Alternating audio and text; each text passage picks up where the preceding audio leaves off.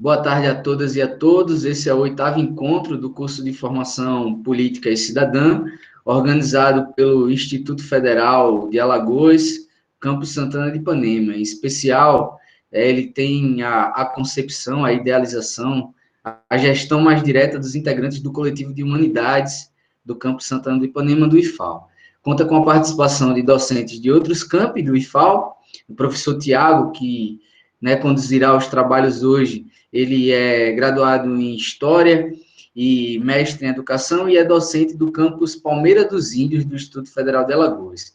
Além de integrantes de outros campi do IFAL, a gente também conta com a participação de professores da Universidade Federal de Alagoas e um professor do Instituto Federal da Paraíba. Então, sem mais delongas, eu passo a palavra para o professor Tiago, que conduzirá os trabalhos. Certo, pessoal? Satisfação em encontrá-los e vamos lá. Com você, Tiago. Boa tarde, gente. Tudo bem?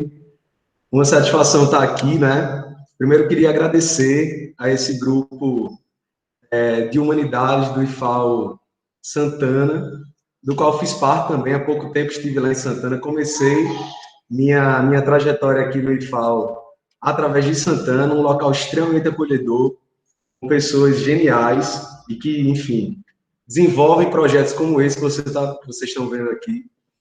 Hoje estou no campus Palmeira dos Índios, né? Eu sou pernambucano, portanto, minha formação toda ali em Pernambuco, né? Fiz a graduação em História lá, na UFPE, e o mestrado em Educação também, onde acabei trabalhando com pesquisa sobre formação de professores, especificamente formação de professores de História. E a ideia aqui, inicialmente, é fazer uma apresentação desse curso. Eu fico pensando que, quando eu recebi o convite de Levi, duas coisas vieram à mente. Primeiro, a alegria, né, de estar podendo fazer parte desse projeto, e depois o desafio. Hoje, olhando para o tema e no processo de construção da aula, eu fiquei pensando, meu Deus, como é que eu pude dar um tema assim tão complexo e amplo para a gente trabalhar em 2 horas. Se a gente for observar e detalhar, claro, os outros temas também são assim, o curso todo de cidadania aqui proposto é assim. Mas eu acho que regimes autoritários, totalitarismos, ditaduras latino-americanas, é assim, um escopo enorme, né, de trabalho. E aí eu tive que fazer escolhas para a gente poder construir esse trabalho. E já vou falar um pouquinho desse roteiro de aula, antes de entrar propriamente no conteúdo. Eu queria avisar que quem quiser interagir a partir dos comentários, pode fazer, inclusive, para dizer se o áudio está chegando aí adequadamente, né? Todo mundo está tendo que se adaptar a essa nova realidade virtual. Eu sou um professor orientado num bojo ideológico paulo freireano, inclusive estudei no centro de educação no qual ele trabalhou, pude conviver com professores que foram colegas dele e, enfim, alunos dele.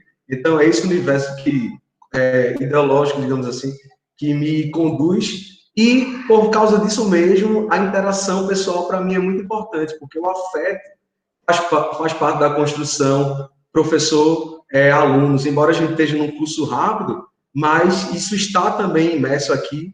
E é um desafio muito grande estar tendo que olhar para uma câmera e enxergar vocês, né? Enxergar a carinha de alguns aqui pelo quadradinho, enfim. Mas a gente vai tentar seguir de maneira mais qualitativa possível.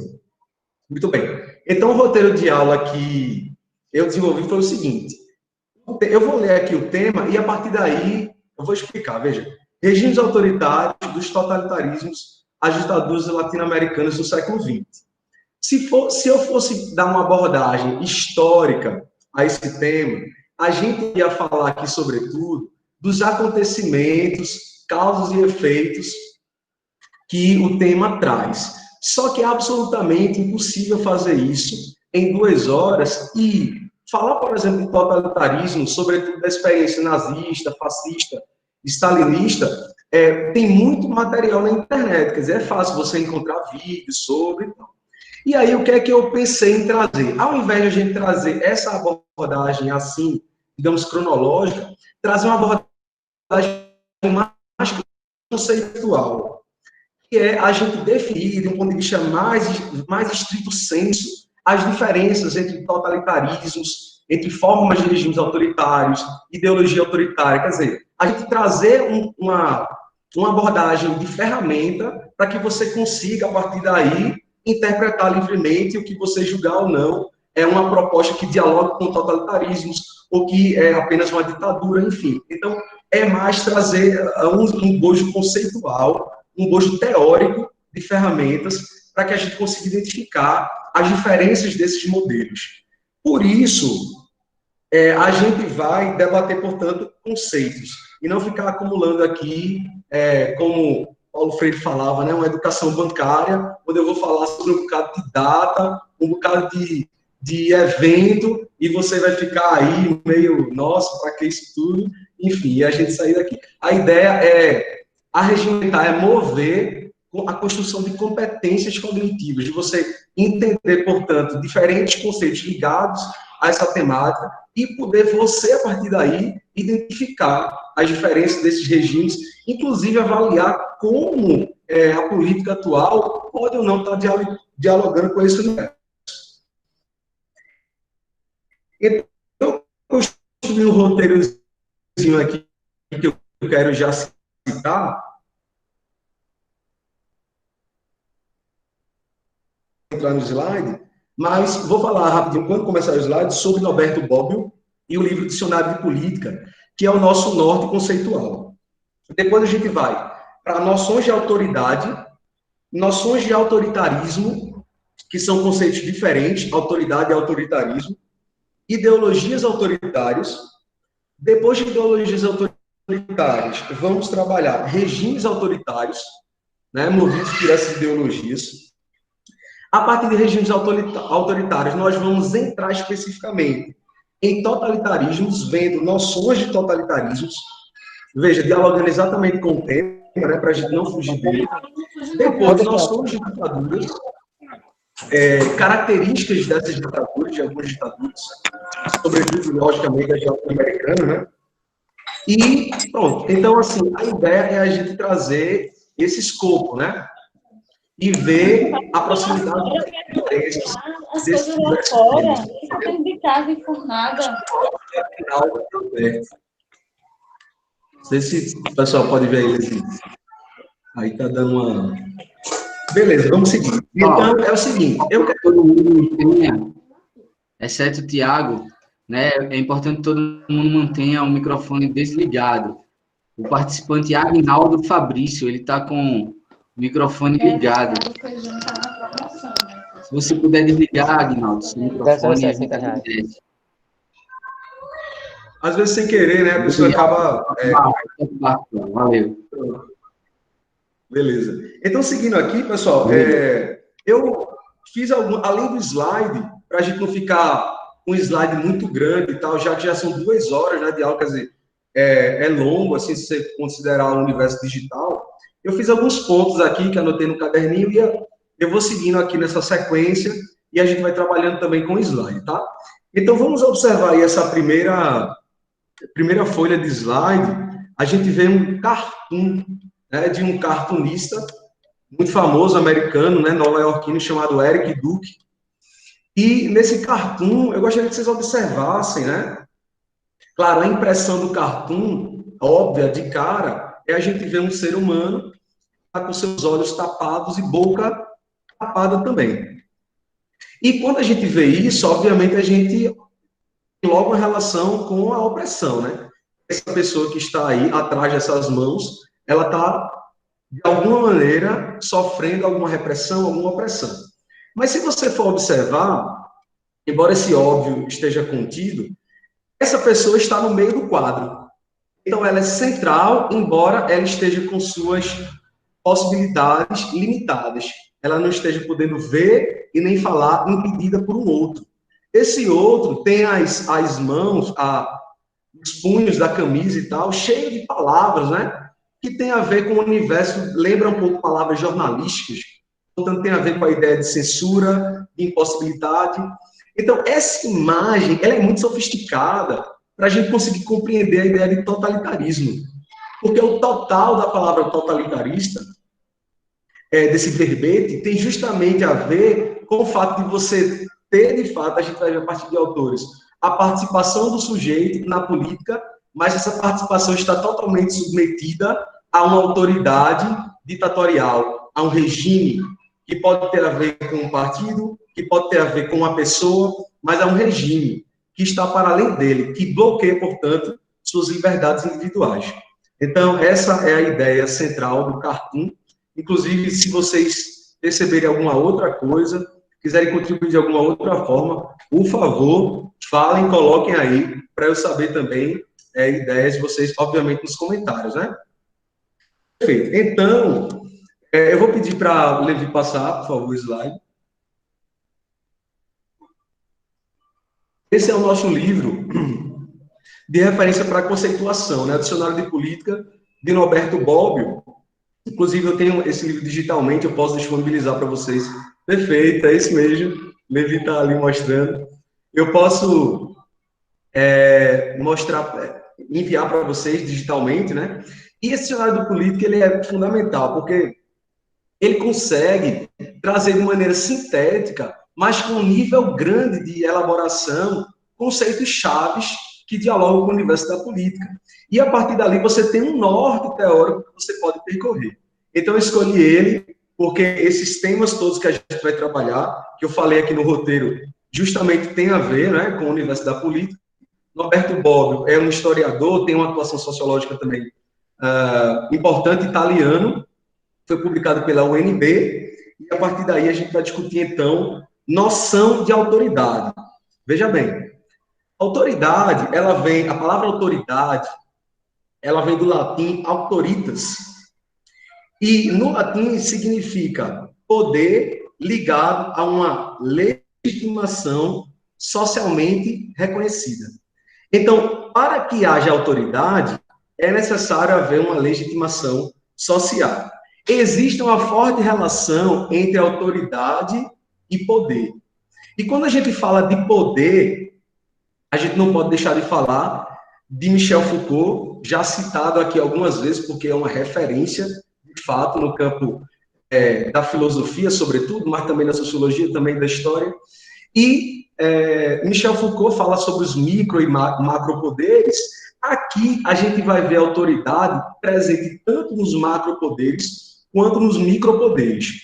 Como nós vamos falar sobre ideologias políticas e sistemas de governo, a gente vai focar nos macropoderes de autoridade. E esse exercício constante de autoridade, que a gente vai chamar de autoritarismo, já é um outro conceito. Mas, então, é importante entender aí a relação de poderes envolvidos e que a autoridade está tanto nos macro quanto nos micropoderes. Autoridade também tem a ver com obediência a partir da persuasão.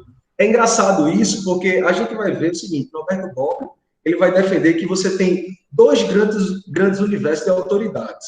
Aquele sem argumentação, que a gente depois vai evoluir para a ideia de autoritarismo, vai entender que toda autoridade sem argumentação, que tem foco em ações coercitivas, na verdade é uma prática autoritarista. E a gente vai ver essas diferenças. E a autoridade com argumentação. Essa autoridade com argumentação, ela é aquela mais comum em regimes democráticos. Então, toda vez que a gente falar de autoridade com argumentação, a gente está falando em alguém que, a partir de uma lógica persuasiva, consegue convencer pessoas de fazerem o que ela deseja, o que ela necessita, porque ela tem um bom motivo. E isso, na lógica democrática, é fundamental. São os discursos, os poderes, inclusive, envolvidos nesses discursos, que vão fazer a gente construir políticas públicas, por exemplo. Então, uma ideia que conseguir arregimentar mais pessoas, ela pode, num dado momento, acabar ascendendo a se tornar política pública. Então, a gente vê, inclusive, a valorização da tradição democrática tem muito a ver com isso. A valorização da retórica e oratória, por exemplo. Se a gente pensar na Grécia Antiga, os sofistas eram professores de retórica e oratória extremamente valorizados. E qualquer pessoa que quisesse desenvolver bem a prática política deveria, portanto, ser um bom orador, saber, portanto, usar a persuasão, saber, portanto, convencer. Então, a autoridade tem essas duas grandes linhas. sem argumentação, na lógica do autoritarismo, e a argumentativa que tem a ver com persuasão, portanto, mais na lógica democrática. E aí eu queria fazer propor uma reflexão aqui, né? Porque acredito que seja mais ou menos senso comum entre todos nós que o discurso, o debate, a persuasão seja uma maneira sofisticada de chegarmos em conclusões políticas, né, do universo político. Mas eu vou propor uma reflexão aqui no contrário disso, de Machado de Assis. Eu acredito que a literatura ela tem grande potencial de nos mostrar novas visões a respeito de questões teóricas, né? E Machado de Assis, um gênio da ironia nisso. Aí Machado de Assis, ele tem um conto chamado O Espelho. E nesse conto O Espelho, veja bem, para não se perder, nesse conto O Espelho, 5 personagens estão debatendo um certo assunto. E todos eles escolarizados, né, do fim do século XIX, enfim, fazendo parte da elite intelectual daquela época, e um deles se recusava a debater. E esse que se recusava a debater era sabido pelos outros que tinha uma grande eloquência a respeito do tema que eles estavam falando.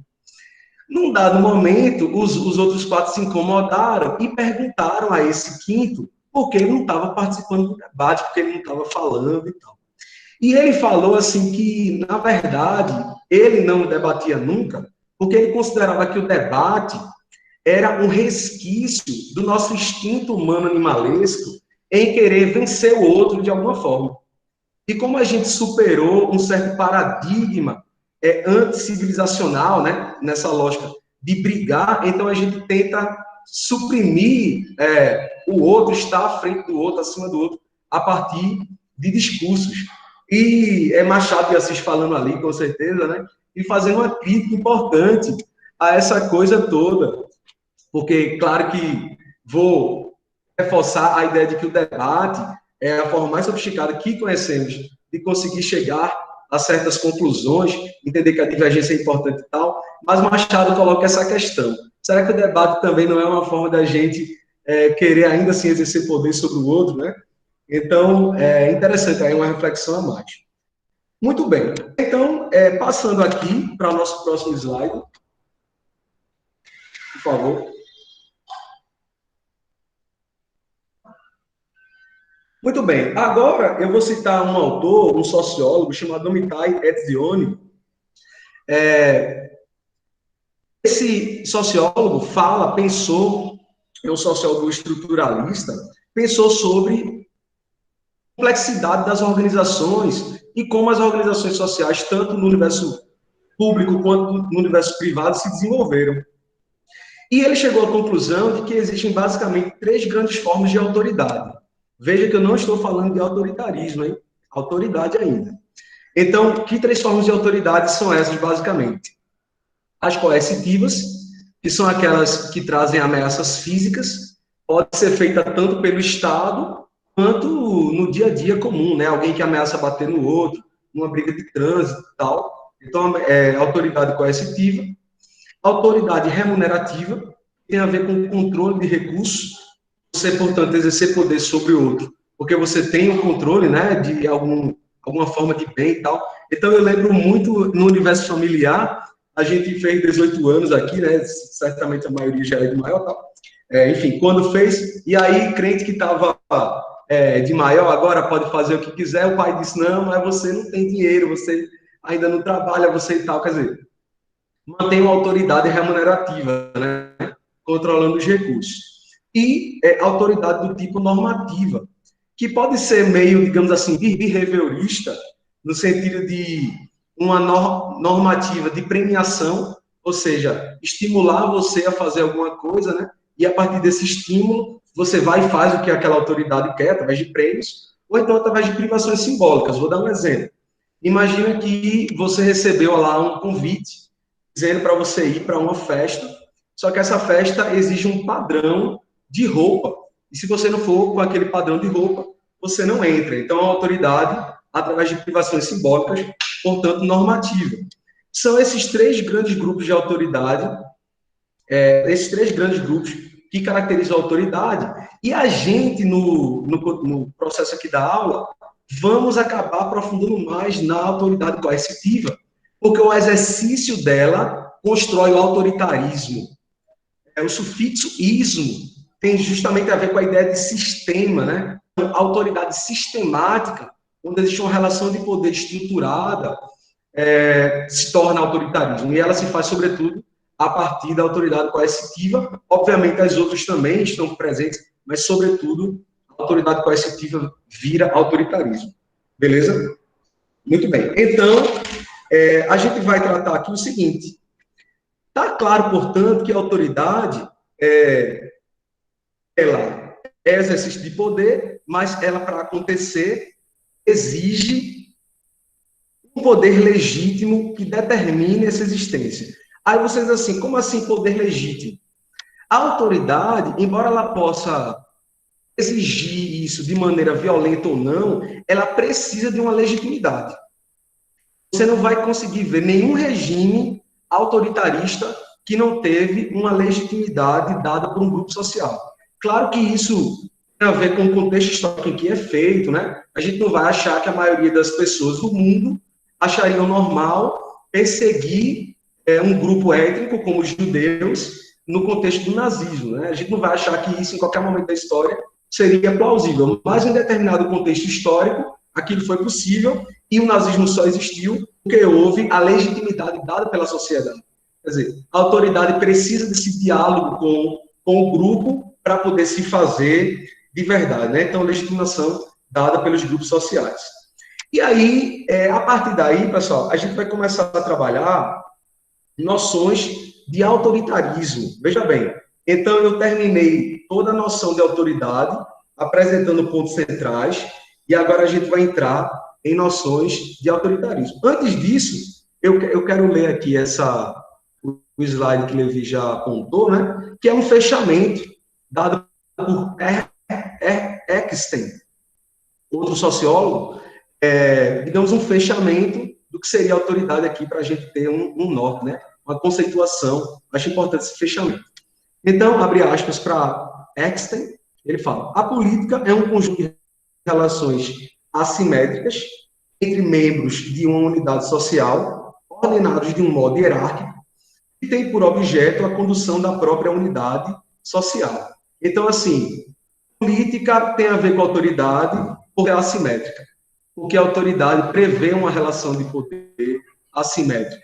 Esse grau de hierarquia existe desde a democracia até um regime ditatorial. O problema é o quanto de hierarquia é feito e qual a importância dada ao regime para a hierarquia. Se a hierarquia for extremamente valorizada, então a gente pode estar falando de um regime autoritarista. Se a hierarquia for vista como algo importante, mas não for tão valorizada, talvez estejamos no regime democrático. Então, mas isso aí sempre está presente no universo da política. Beleza? Muito bem. Então, a gente vai começar a ver agora noções de autoritarismo.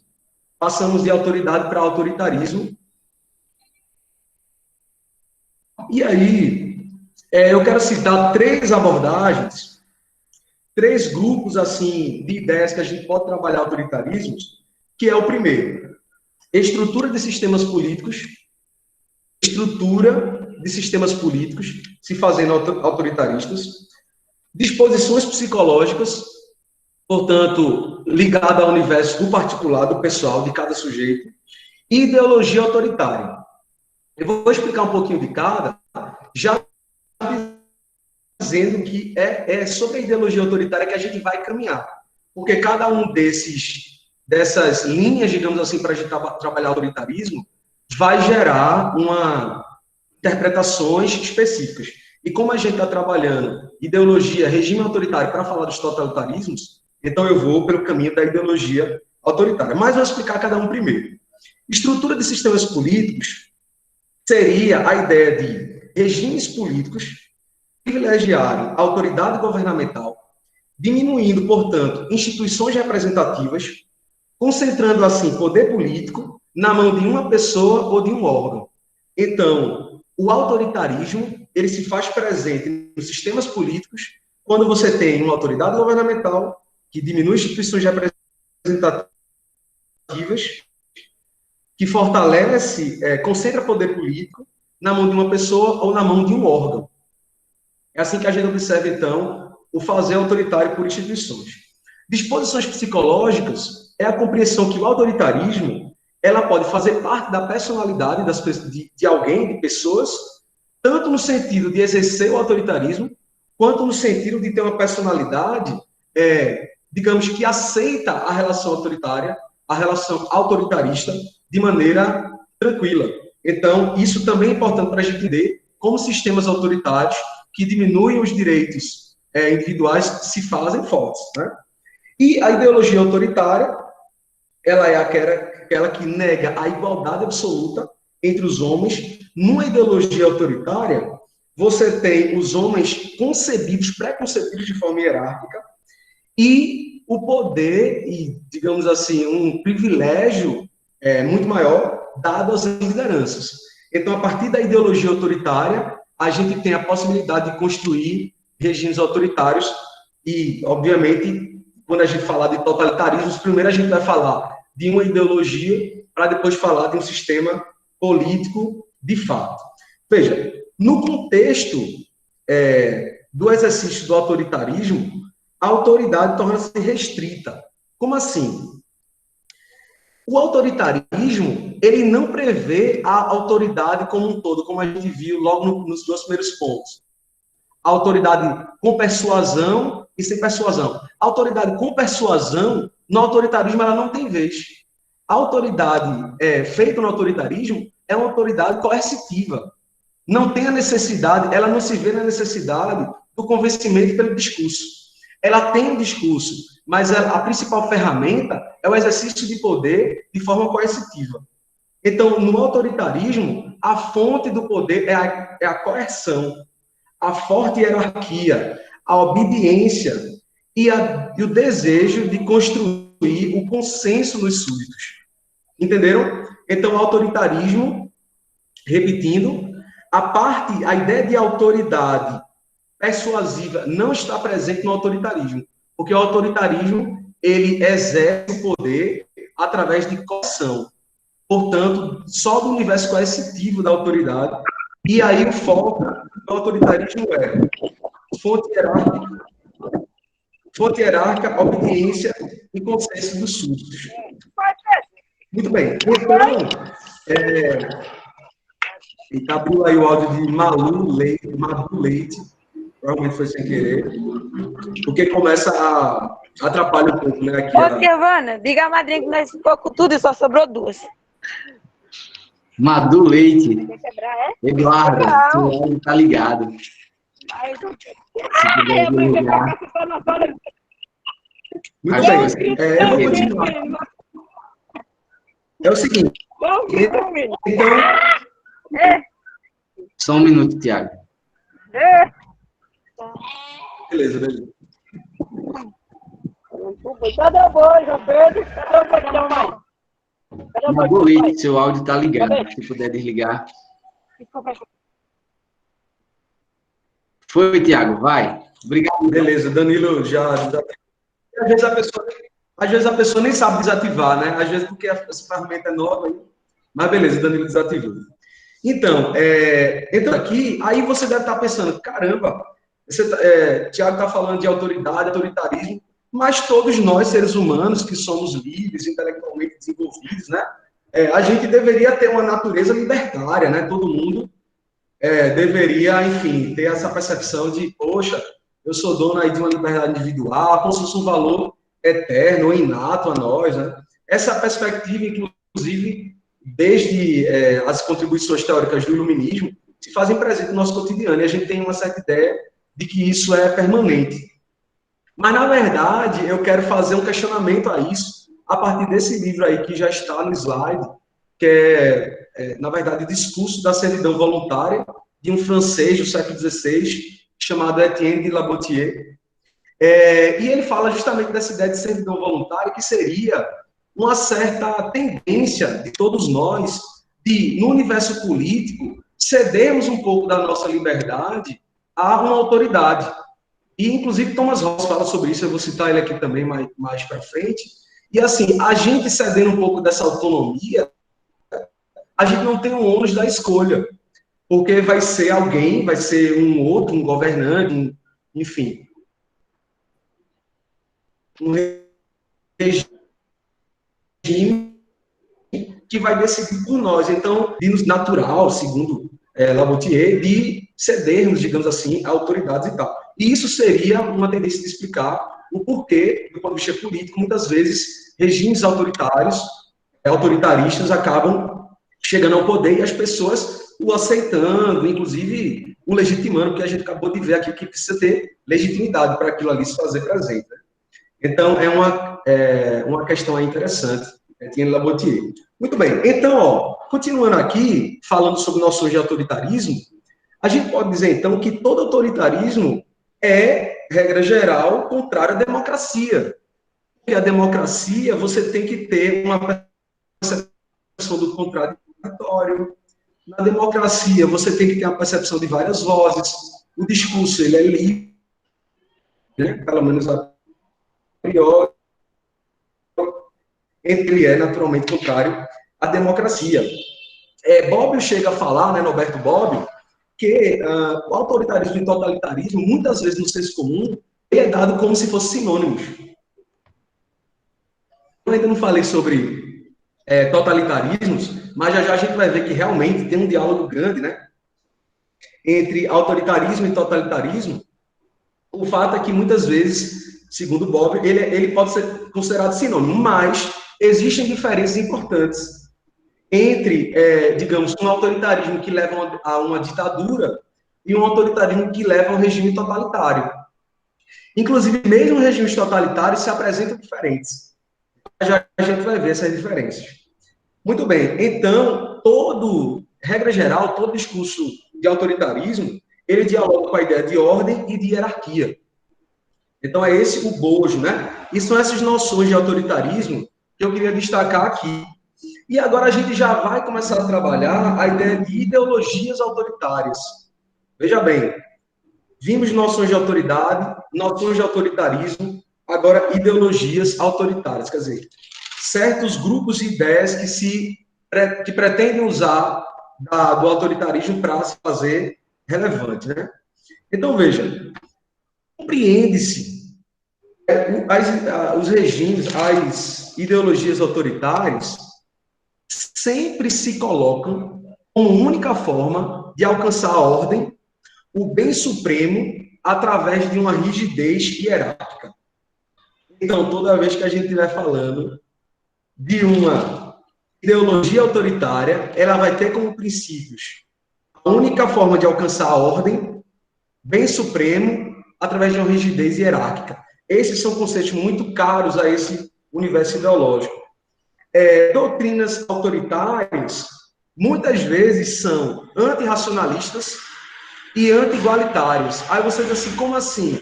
Antirracionalistas. Porque o universo teórico delas não tem a ver com a lógica estruturada, por exemplo, na lógica aristotélica, ou mesmo uma lógica ligada ao universo de Descartes, né? Uma coisa assim estruturada, refletida, não. Ela, regra geral, tem a ver com um certo dogma que dialoga com o universo religioso, que dialoga com o universo teleológico ou mesmo teológico. Então, antirracionalistas nesse sentido. E anti-igualitários porque toda ideologia autoritária ela é necessariamente hierárquica. Portanto, as pessoas não são iguais.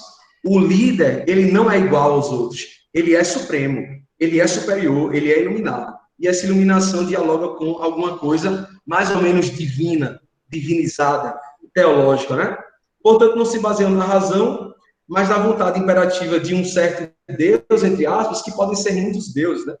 Inclusive, sobre isso, eu quero citar aqui um livro, uma contribuição aqui, desse livro aqui, acho que está dando para ver, né? De Harari, Yuval Noah Harari, um historiador israelense, uma breve história da humanidade, Sapiens, onde ele fala sobre as religiões e ele categoriza de maneira muito interessante as religiões. Ele coloca que existem religiões, dois grandes grupos de religiões. As religiões teístas de Theos, de Deus, aquelas todas que a gente conhece, cristianismo, islamismo e tal, e religiões não teístas, que seria o que a gente chama de ideologia. Então, comunismo, capitalismo, o próprio liberalismo, que é um tipo de capitalismo, enfim, todas essas ideologias ele considera a religião não teísta e ele justifica porque existem diversos elementos dessas ideologias que fazem parte do universo religioso, no sentido de que você tem um dogma a ser perseguido, de que você diviniza alguma coisa. Por exemplo, no caso do comunismo, você diviniza a igualdade, você diviniza a luta de classes, por exemplo. No caso do capitalismo, você diviniza o lucro, você diviniza o empreendedorismo. Então, selecionam coisas diferentes que não são teístas, mas tem missionários, pessoas que levam aquela cartilha até o fim, tal, tal. Então, assim, nesse sentido, a gente pode considerar uma divinização o que uma ideologia autoritária faz. Nesse sentido, ok? No sentido aqui que Harari traz essa contribuição. Muito bem. E aí, falando, portanto, que, regra geral, as ideologias autoritárias são antirracionalistas, para a gente ter um contraditório aqui e a aula ficar mais, digamos, sofisticada, né? Eu trouxe o exemplo do absolutismo de Thomas Hobbes, que é esse slide aí que já está na tela, que é um exemplo de proposta de um regime autoritário, porque a monarquia absolutista é um regime autoritário, só que ela é racionalista. É uma exceção, perfeito? E qual é a questão? Thomas Hobbes, né, que é um contratualista, ele parte do seguinte princípio, que existe um contrato, obviamente não oficial, entre as pessoas e o Estado, porque as pessoas, em essência, por natureza, são egoístas, e essa característica egoísta das pessoas farão elas, naturalmente, entrarem em conflito e tal. Essas pessoas, para diminuir esse grau de conflito, elas vão ter que ceder um pouco das suas liberdades ao Estado. Esse Estado, concentrando um pouco da liberdade de cada um, vai ser responsável por organizar a sociedade. Então, é uma explicação racional para um regime autoritário. Ele fala isso no livro Leviatã, tal, como vocês estão vendo aí. Então, beleza. Tirando essa exceção, continuando aqui sobre ideologias autoritárias, então, a gente pode perceber que ordem e autoridade também estão presentes em regimes democráticos. Por exemplo, a democracia também tem, inclusive eu já falei aqui há pouco, hierarquia, autoridade, só que isso não é um valor fundamental, não é um princípio existencial. Quer dizer, é necessário ter na democracia hierarquia, ordem, autoridade, porque você tem que ter uma organização. Porque o Estado precisa prever para todos, enfim, o bem comum e tal. Então, precisa de organização. Mas isso não é o que fundamenta a democracia, né? A democracia tem outros valores, que é a participação da coletividade, que é a liberdade de expressão, enfim, são outros valores. Então, a diferença é essa. Não é que esses elementos não estejam emergentes como o democrático, mas a democracia não é feita somente disso, digamos assim. Muito bem. Então, as ideologias autoritárias podem ser divididas ainda em dois grandes grupos, que é a ideologia autoritária ligada ao universo conservador, que a gente pode chamar aqui, regra geral, de fascista, mas vamos utilizar o termo conservador, que é mais adequado, ideologia autoritária ligada ao universo revolucionário. Então, ideologia autoritária conservadora, ideologia autoritária revolucionária. Elas, embora as duas sejam autoritárias, têm características diferentes. Veja bem, na conservadora, ordem e hierarquia existem para a manutenção de uma tradição que tem uma base teológica, que pode ser a divinização de uma ideologia, como eu acabei de falar aqui, no caso, na interpretação de Harari. Enquanto na autoritária do tipo revolucionária, ordem e hierarquia existem para romper com uma certa tradição. Então, é uma necessidade de organização de um grupo que estava desorganizado para acabar com a tradição. No caso de um exemplo aqui socialista, seriam os trabalhadores se organizarem para tirar a burguesia do poder. Quer dizer, exige aqui dos trabalhadores uma organização de hierarquia para acabar com uma certa tradição, com um certo sistema que é opressor. E ele não tem ele tem base racional. Veja bem, o conservador tem base teológica. Já o revolucionário tem base racional. Como assim base racional? O que é que, no caso do exemplo socialista, a gente pode dizer? A gente pode dizer que o socialismo científico proposto por Marx e Engels, ele foi pensado, estruturado por grandes intelectuais, né? Economistas, o cara era economista, eles dois, economistas, sociólogos, historiadores, filósofos, quer dizer, pessoas extremamente intelectualizadas que interpretaram a realidade de uma certa maneira e traduziram aquilo numa ideologia. A gente pode entender como bom ou não, correto ou não, praticável ou não, aí é outra coisa. Mas existe uma racionalidade ali. Enquanto na lógica, inclusive o trechinho do livro Mein Kampf do Hitler, e vocês vão ver que existe um argumento ali, mas ele não preserva uma relação lógica.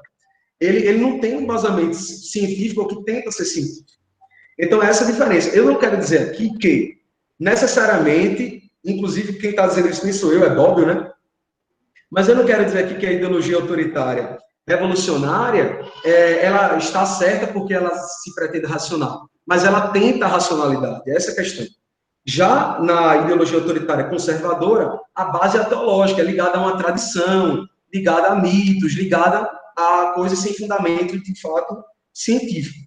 Beleza? Muito bem. Então, dito isso, pessoal, a gente vai começar a entrar aqui nos regimes autoritários. Certo? Ver também essa questão de conceituação. Até aí, espero que estejam entendendo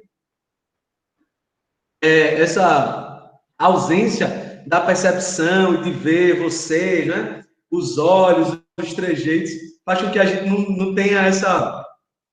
Não possa ter certeza, digamos assim, do que vocês estão ou não compreendendo e tal, né? Mas beleza. Vamos lá seguir para regimes autoritários. Muito bem. A gente pode considerar, Bob considerava, que, genericamente, regimes autoritários são regimes antidemocráticos. Isso já está claro, né? Para você ter um regime autoritário, é necessário ter a ausência do parlamento, ou seja, de deputados e senadores que legislem, o executivo acumula esse poder, ou esse parlamento ele é de figuração. Para você ter um regime autoritário, você não pode ter eleições. E se houver, são também eleições fraudadas, que obviamente você tem regimes que tentam maquiar. Instituições sociais típicas da democracia, elas têm estão limitadas. Elas não podem exercer sua plenitude. Então, por exemplo, um sindicato não tem liberdade, ou uma ONG não pode criticar uma política ambiental, certo? Então, você tem instituições cerceadas. Isso é necessário para você ter regimes autoritários. As oposições são suprimidas, também, obviamente, né? E a gente pode dar como exemplos aqui de experiências de regimes autoritários ao longo da história, despotismos orientais, que são regimes imperiais, chineses, por exemplo, enfim. Império Romano é um exemplo. Tiranias gregas, outro exemplo. Monarquias absolutistas, ali entre o século XVI, XV e XVIII. Sistemas totalitários, que já a gente vai aprofundar. E ditaduras comunistas são exemplos de regimes autoritários. Para que você tenha um regime autoritário se estabelecendo, se constrói o que a gente chama de poder autoritário tradicional. E esse poder autoritário tradicional, ele é composto de 4 grandes grupos coercitivos, que são o exército, a polícia, sobretudo uma polícia secreta, muitas vezes um policiamento de terror, que a gente vai ver já já, a magistratura, que são as leis, ou quem interpreta as leis, né? Os juízes, embargadores, junto alinhados à ideologia, e a burocracia estatal, que tenta o controle também. Então, uma estrutura de poder autoritário precisa ter esses 4 elementos funcionando bem. Esse é a estrutura tradicional. Exército, polícia, magistratura e burocracia. Os totalitarismos, que a gente já vai aprofundar, eles vão além disso. Os totalitarismos, eles conseguem um controle particular, veja. Ocorre uma intensificação desses 4 elementos. A hierarquia é ainda superior, os sistemas de controle é ainda superior, a valorização do líder é ainda superior. Então, você tem nos regimes totalitários um aumento maior. Veja, um regime totalitário nada mais é do que um tipo de regime autoritário. Vou repetir, um regime totalitário nada mais é do que um tipo de regime autoritário. Mas o regime totalitário guarda especificações, beleza? Que já já a gente vai discutir. Então, eu vou ler aqui essa definição de regime autoritário, dado pelo Juan Lins, que são de regimes autoritários não totalitários, né, como você vê aí. Então, vamos ler aqui bem rapidinho. Ele fala assim, abre aspas, os regimes autoritários são sistemas políticos com um pluralismo político limitado e não responsável, sem uma ideologia elaborada e propulsiva, mas com mentalidade característica, sem uma mobilização política intensa ou vasta, exceção feita em alguns momentos em seu desenvolvimento, e onde um chefe, ou até um pequeno grupo, exerce o poder dentro dos limites que são formalmente mal definidos, mas, de fato, habilidosamente previsíveis. O que ele quer falar aí é o seguinte, quando a gente pensa em regime autoritário,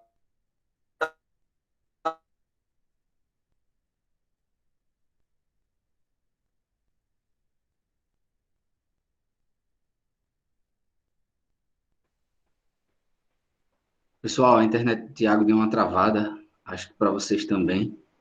Vamos aguardar um pouco. pode considerar. Tiago, sua internet... Agora, de fato, ele tem uma organização, ele tem uma proposta, ele tem uma estrutura. Oi? Sua internet deu uma travada. Falar, Levi. Cortou uma parte do... Deu uma travada? Acredito que sim. Beleza. Se puder... Eu cheguei... Vocês chegaram a ver o Juan Lins? Todo não. Chegaram a ver, né? Opa, tá me ouvindo? Estou ouvindo. Opa, vocês chegaram a me ver lendo essa parte do Juan Lins? Sim, certo. Então, pronto. Então, vou continuar. Noções de totalitarismos. Então, assim, a gente agora vai entrar, veja, a gente estava falando sobre regimes autoritários, vamos começar a entrar em noções de totalitarismo, que é um tipo específico de regime autoritário. Muito bem. Essa terminologia totalitário foi usada ainda nos anos 20, na metade dos anos 20, na Itália fascista. Lembrar que Mussolini chegou ao poder em 1922 e 1925. Mussolini já era ditador na Itália fascista, portanto, e essa terminologia surgiu lá. Na enciclopédia italiana de 1932 já havia a terminologia totalitário, explicando um Estado que tinha um poder gigante, que via nesse exercício de poder fundamental para a organização da ordem, da disciplina e tal. Então, a gente já tem essa terminologia surgindo aí. Eu vou pedir para passar o slide para a gente ver o que Hannah Arendt fala sobre o totalitarismo, né? Esse livro é um clássico a respeito do totalitarismo, origens do totalitarismo. E a curiosidade é o seguinte, para Hannah Arendt, o totalitarismo ele não exclui o homem da vida política, como alguns regimes autoritários querem fazer, né? Que é fazer com que as pessoas fiquem, sei lá, a imprensa censurada, aí a pessoa não sabe sobre política, quer dizer, exclui a pessoa da vida política. Não é essa, a ideia do regime totalitário não é essa. É incluir a pessoa na ordem política, mas incluir de uma maneira militante. Através de uma autoridade coercitiva, fazer com que as pessoas sigam aquele universo ali.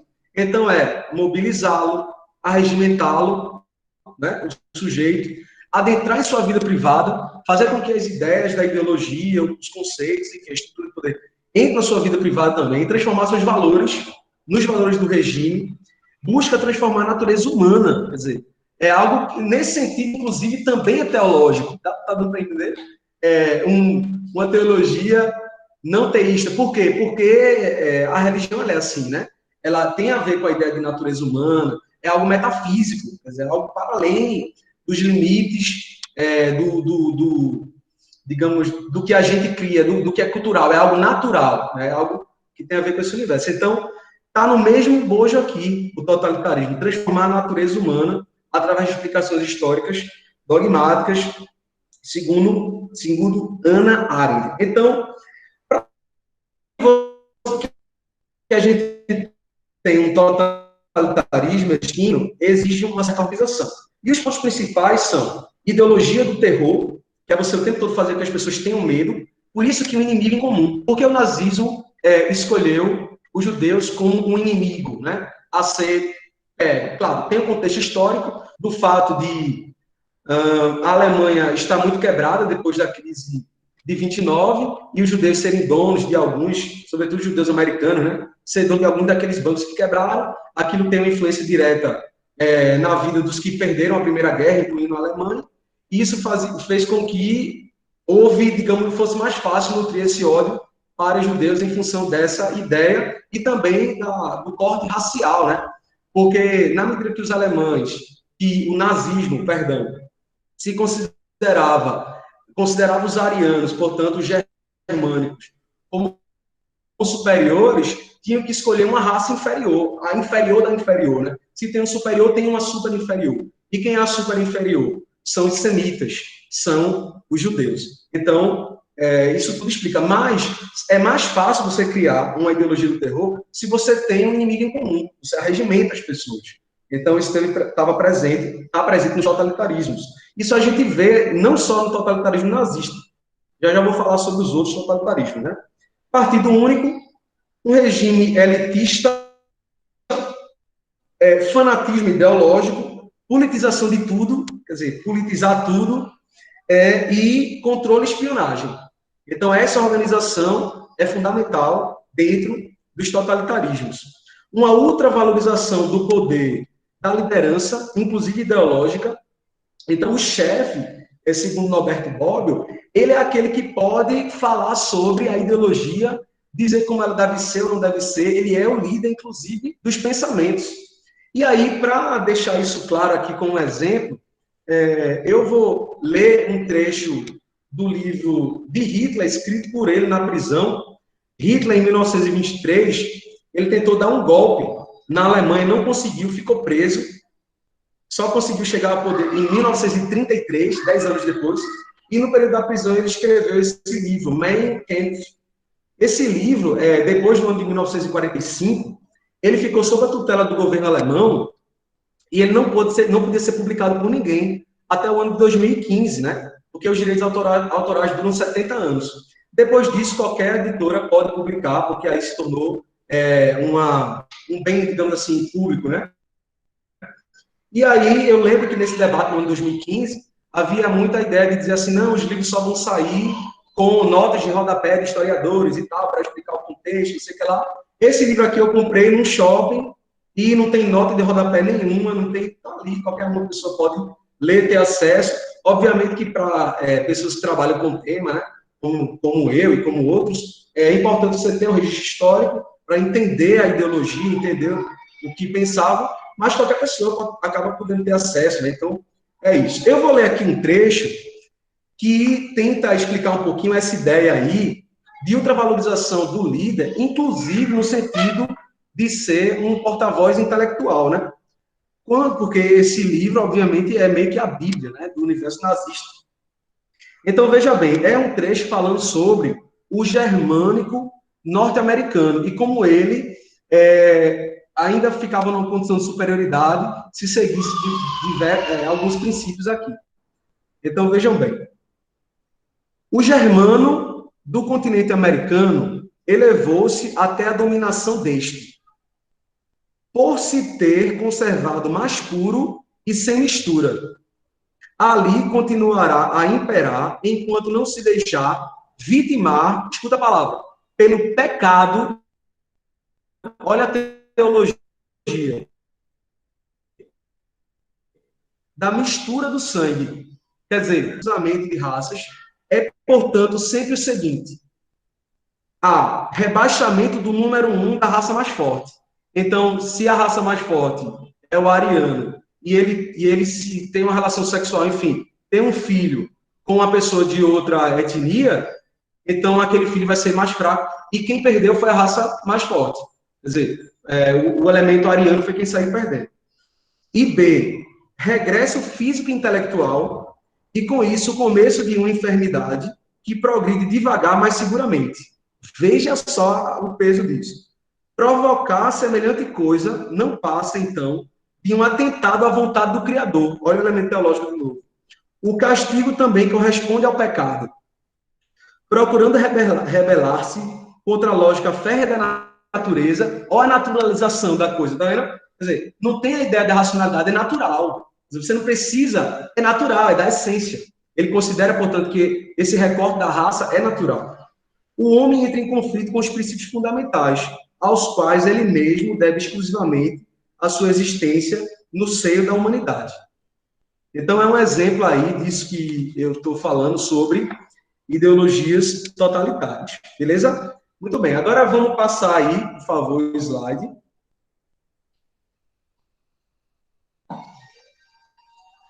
Alô? Tá me vendo?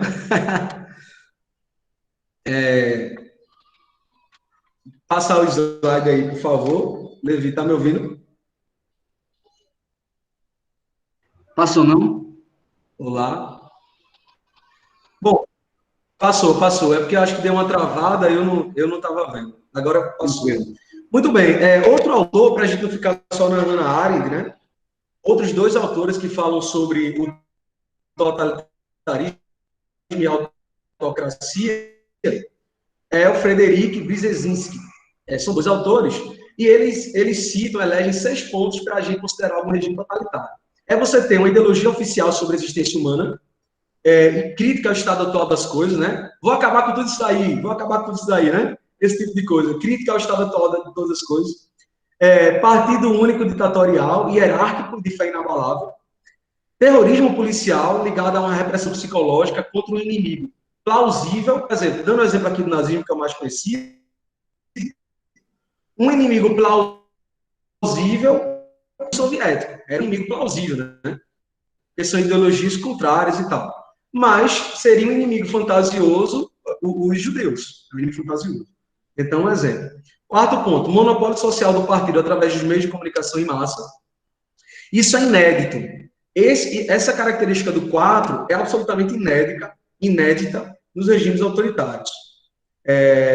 Monopólio social do partido através de tecnologias bélicas e controle de direção da economia através da burocracia estatal. Porque a gente sabe que mesmo esses regimes totalitários de extrema-direita, nazismo e fascismo, eles previam o controle da economia, mesmo sendo a favor da manutenção do capitalismo. Né?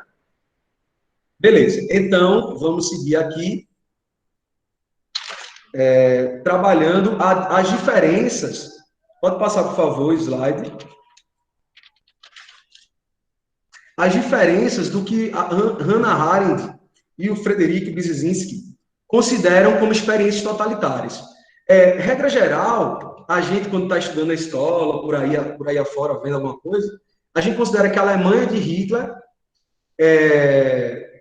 e o fascismo italiano são os totalitarismos, né? Mas Hannah Arendt, ela considera que totalitarismo, que compreende as características que ela coloca no totalitarismo, foram só a experiência da Alemanha de Hitler a partir de 38, porque mesmo em 33 ainda não era aquele Estado total, mesmo quando ele chegou no poder, só em 38, quando esse poder foi massificado, e a Rússia stalinista a partir de 1930, porque Stalin começou a exercer poder total já na União Soviética, naquele transição para a União Soviética, a partir de 1928, mas somente a partir de 1930, Hannah Arendt considera totalitário. Já para Brzezinski, todas essas experiências aí podem ser consideradas totalitárias.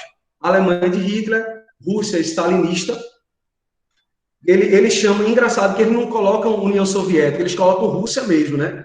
Eles consideram a União Soviética um grupo um pouco maior, concentra a ideia na Rússia. Os stalinistas, os dois autores consideram assim. Fascismo italiano também entra aí para Brzezinski no totalitarismo. O comunismo maoísmo, de Mao Tse-tung chinês, e os regimes comunistas do leste europeu. E aí a gente tem, então, uma divergência teórica, né? No caso do autor do Dicionário de Política, ele considera, assim como Hannah Arendt, apenas essas duas experiências como totalitárias. Segundo ele, essa coisa, dizer que regimes comunistas do leste europeu também é totalitário, pode ser considerado um excesso de interpretação e tal, mas a gente vê que esse conceito que a gente tem de totalitário, como uma coisa pronta, objetiva, isso está em debate do ponto de vista teórico, né? E essa é a intenção dessa aula, de a gente sair aqui com um debate estrito sensu, né? Com um debate que você não vai encontrar aí facilmente, e, em compensação, os fatos desses regimes você vai encontrar com muita facilidade, mas esse debate provavelmente não. E aí, muito bem, então, embora haja essas diferenças nesses dois teóricos, há, obviamente, convergência, né, ideias de semelhanças. Então, 3 aspectos esses dois autores consideram fundamentais, Hannah Arendt e Brzezinski, que é, todo regime totalitário tem uma ideologia oficial, né, que é, portanto, autoritária, tem um terror policial para existir e tem também um partido único de massas. Então, esses 3 elementos, todas as experiências totalitárias tiveram. E aí, uma outra diferença interessante que Norberto Bobbio coloca são as diferenças de totalitarismos. Porque, veja, a gente acabou de ver aqui, a partir de Hannah Arendt, né, que você tem uma experiência totalitária fascista ou nazista. Lembrar aqui, gente, que a gente pode considerar todo o sistema daquele contexto histórico dos anos 1930 do século XX, que foram baseados no fascismo, de fascismo. A gente pode chamar nazismo de um regime fascista. Né? Então, a Alemanha de Hitler seria um totalitarismo de inspiração fascista, enquanto a Rússia stalinista seria um totalitarismo de inspiração comunista. E aí Norberto Bobbio divide algumas características diferentes entre esses dois. Então, eu vou começar aqui falando das características do totalitarismo comunista, comparando com o totalitarismo fascista, né? Bom, o totalitarismo comunista, ele tende a ser mais coerente e ele tem como proposta uma transformação econômica e social. Enquanto no fascista, você tem uma menor coerência, as ideias são fundamentadas em mitos, que são menos elaborados, e não orienta para uma transformação socioeconômica. Veja bem, não é que ele não propõe mudanças no totalitarismo fascista, ele propõe, mas ele não prevê, por exemplo, uma mudança estrutural na sociedade. Ele não prevê que uma classe oprimida vai chegar ao poder, ele não prevê uma transformação, né? Ele, na verdade, quer organizar a manutenção de uma tradição, só de uma forma autoritária. Continuando. Então, no totalitarismo comunista, você tem princípios humanistas, racionalistas e universalistas. Aí você pode dizer, mas Tiago, a prática stalinista não foi assim. Era uma ditadura pesada, matou milhões. É verdade. Mas aqui é o princípio. Quer dizer, é a ideia, né? A ideia parte de princípios humanista, racionalista e universalista. Né? Trabalhadores do mundo unidos. Quer dizer, não é uma coisa de um país só. É uma coisa do mundo, né? Enquanto no totalitarismo fascista, ele é organicista, inclusive na ideia do Durkheimiano, né, portanto, que é aquela sociedade orgânica, onde cada pessoa, cada grupo tem uma posição fixa, e essas relações de diferenças sociais da natureza da sociedade, tipo normal, digamos assim, né? Então, irracionalistas e anti-universalistas, inclusive com recorte da raça. Esse anti-universalismo com recorte da raça deixa o sistema fascista, sobretudo o nazismo, né, extremamente específico, porque o recorte da raça ele é muito forte para a justificativa. Você viu aqui, quando eu li o Mein Kampf, do Hitler, que a raça é o elemento fundamental. No totalismo comunista, continuando, traria uma ideia de liberdade e igualdade, e a ditadura do proletariado, a ditadura do regime totalitário comunista seria temporária, porque seria a fase socialista que depois ia gerar uma desfragmentação do Estado e o comunismo, de fato, na sua ideia conceitual, existindo, o Estado iria se desfragmentar e as pessoas iam viver numa solidariedade comum. Quer dizer, então, na lógica totalitária comunista, você tem essa ditadura do proletariado como algo temporário, não é permanente. Enquanto o totalitarismo fascista, ele prevê uma ditadura permanente, porque a lógica é fundamentada no ditador como aquele que vai determinar a ideologia. O quarto ponto aqui do comunista seria ser revolucionário e se coloca como herdeiro de uma tradição iluminista da Revolução Francesa. Embora o iluminismo e a Revolução Francesa sejam liberais, mas justamente Marx coloca que são as incoerências do capitalismo que vai levar naturalmente para o socialismo. Então, eles são herdeiros, digamos assim, né? Enquanto o totalitarismo fascista é absolutamente reacionário, ou seja, tem a ver com valores ligados à honra, a patriotismo, ligados a uma tradição pré-burguesa, ligados a uma lógica tipo medieval, né? Nesse universo. Outra coisa é que o comunismo acabou se desenvolvendo em países que estavam iniciando a sua industrialização, embora Marx tenha previsto que o comunismo ia acontecer em sociedades superindustrializadas, né? Ele até dizia que provavelmente a primeira seria a Inglaterra, o Reino Unido, né? Porque era o país mais industrializado e tal, mas não foi assim que aconteceu. Acabou acontecendo primeiro na Rússia, que era um país ainda iniciando a sua industrialização, enquanto o totalitarismo fascista se desenvolveu em países com industrialização avançada, como uma alternativa ao que não deu certo no liberalismo. Quer dizer, o fascismo foi isso, né? Alternativa ao que não deu certo no liberalismo. Então, o que é que não deu certo no liberalismo? Um governo, entre aspas, democrático. Então, o Estado vai ser forte, mas o regime vai continuar capitalista. Essa é a ideia. Beleza, então veja, embora a gente perceba uma oposição muito grande nessas ideologias, a gente vê que tanto o stalinismo quanto o nazismo tinha como prática aquelas características totalitárias.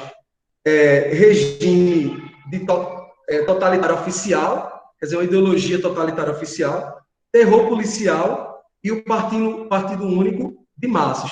Então, embora a ideia fundamentalmente seja muito distante, seja diacrônica, né, diametralmente oposta, eles se encontravam aí nessa característica. Por isso, os dois são totalitários. Muito bem.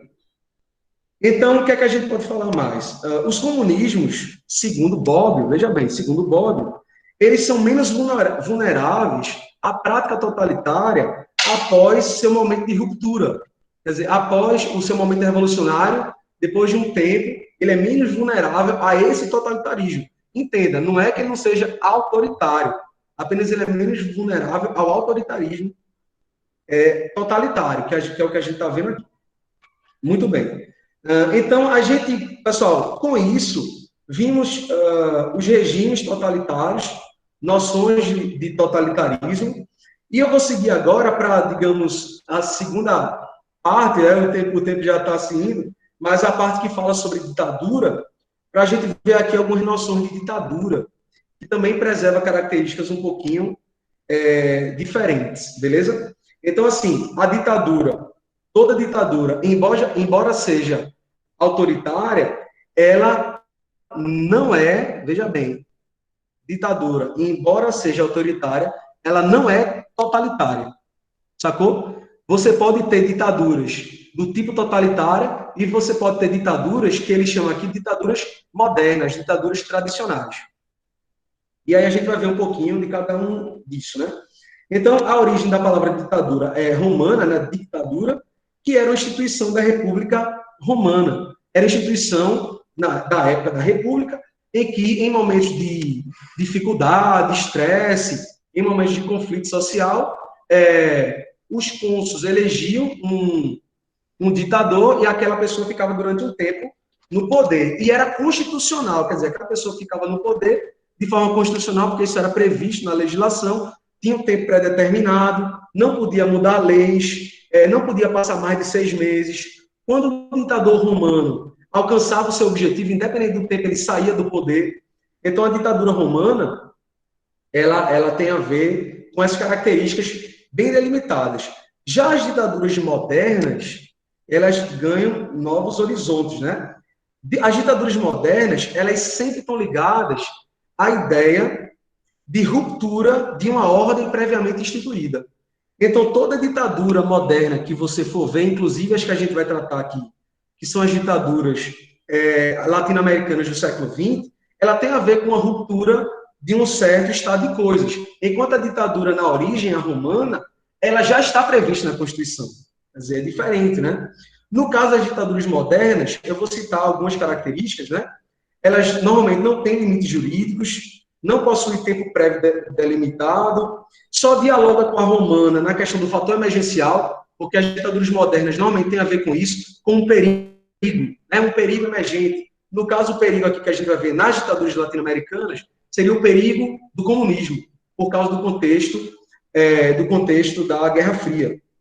Então, concentração de poder no executivo, restrição de direitos individuais, emancipação do controle social, quer dizer, um poder forte, robusto. Essas são características da ditadura moderna. Portanto, a ditadura romana ela é constitucional, enquanto as ditaduras modernas são inconstitucionais, mesmo quando elas tentam ganhar uma cara, um escopo constitucional. Então, a gente pode dizer que numa ditadura você tem uma concentração ilimitada de poder, pelo menos uma tentativa, né, de uma concentração ilimitada. Aí você pode dizer, não, Tiago, mas houve ditaduras que tinham constituições. Mas aquela era uma constituição otorgada, não era uma constituição debatida. Então não havia um limite prévio de poder. Se ele quisesse, tanto é que no Brasil, né, a gente teve o golpe de 64, 31 de março de 64, mas em dezembro de 68 houve outro golpe, que foi o AI-5, o ato institucional número 5. Quer dizer, não tem limite de poder. Se eles quisessem ter feito um ato ainda mais poderoso do que o AI-5, eles tinham feito, né? Não tem um limite prévio de poder. Embasado na legitimação popular, a gente viu desde o começo da questão de autoritários, sempre tem isso. Tem uma legitimação popular, precariedade na sucessão de poder, isso é bem importante. Quando a gente pensa nas monarquias absolutas, ela tem uma organização na sucessão de poder. Uma monarquia, ela determina quem é que vai ficar quando o rei se for, né? O seu filho. No caso das ditaduras, isso não está bem organizado. E as ditaduras, elas podem ter duas frentes, né? Uma com um líder carismático, que tende a ser temporária, porque quando aquele líder for, ela vai embora rápido. E uma ditadura com partido. Essas conseguem, às vezes, ser mais permanentes, porque o foco da ideia está no partido.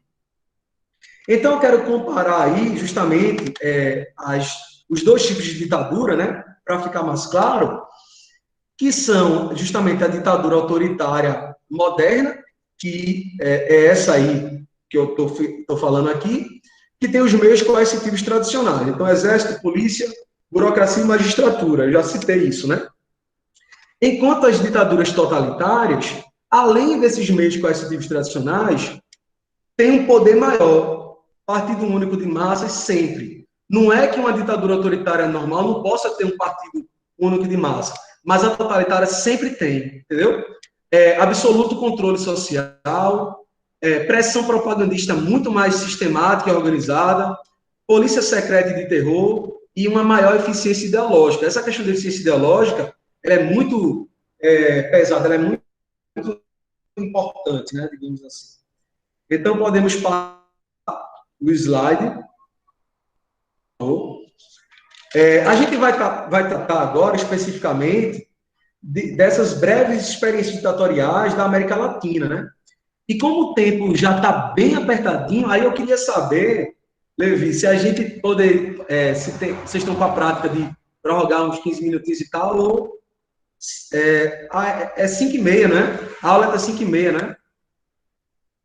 Só confirma aí, por favor. 3h30, 5h30. Então tem meia hora, tá tranquilo, né?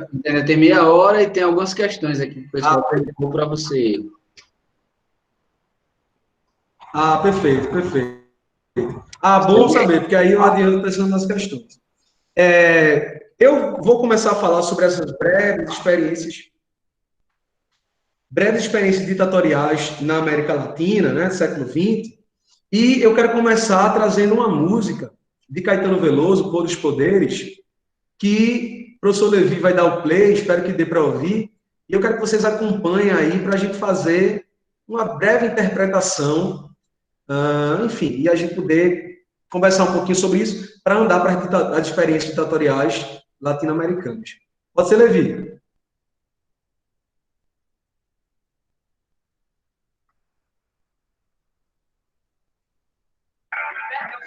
Eu não sei se vai dar certo, pessoal, se ele vai conseguir reproduzir.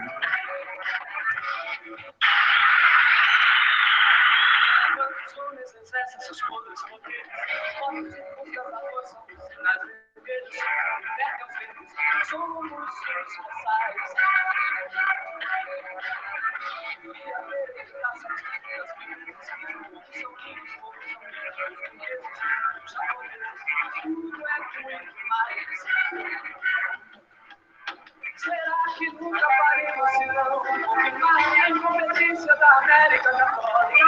Que sempre precisará reviver os tiranos. Será que essa minha estúpida retórica? Será que isso vai estimando?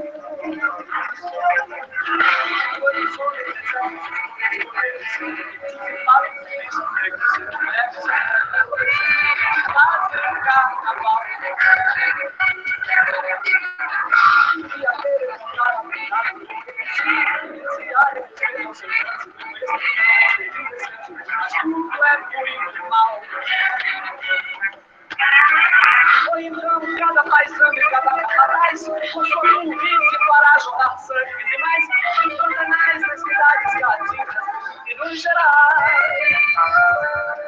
Será que apenas os herdetos casuais, os tons dos seus sonhos geniais, que saltam do camarão dessas trevas e nada mais? Quando os homens exercem seus poderes, ele matar os homens de raiva e de sede, são tantas vezes gestos naturais.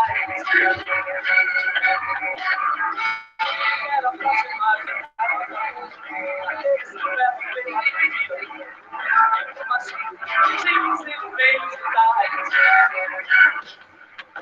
Será que nunca faremos se não confirmar a incompetência da América Católica, que sempre precisará de os tiranos? Será que esta minha estúpida retórica? Será que subir vai se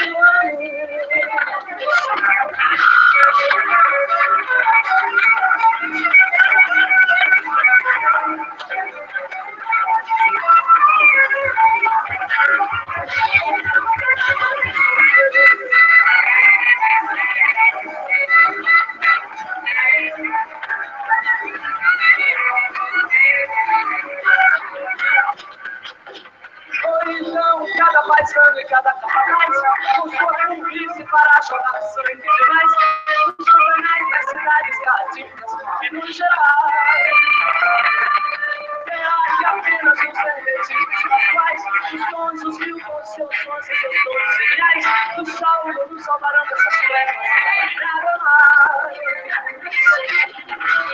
Os homens exércitos ele matar a fome, vai descer. Gestos naturais.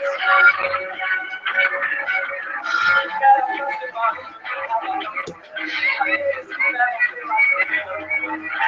mas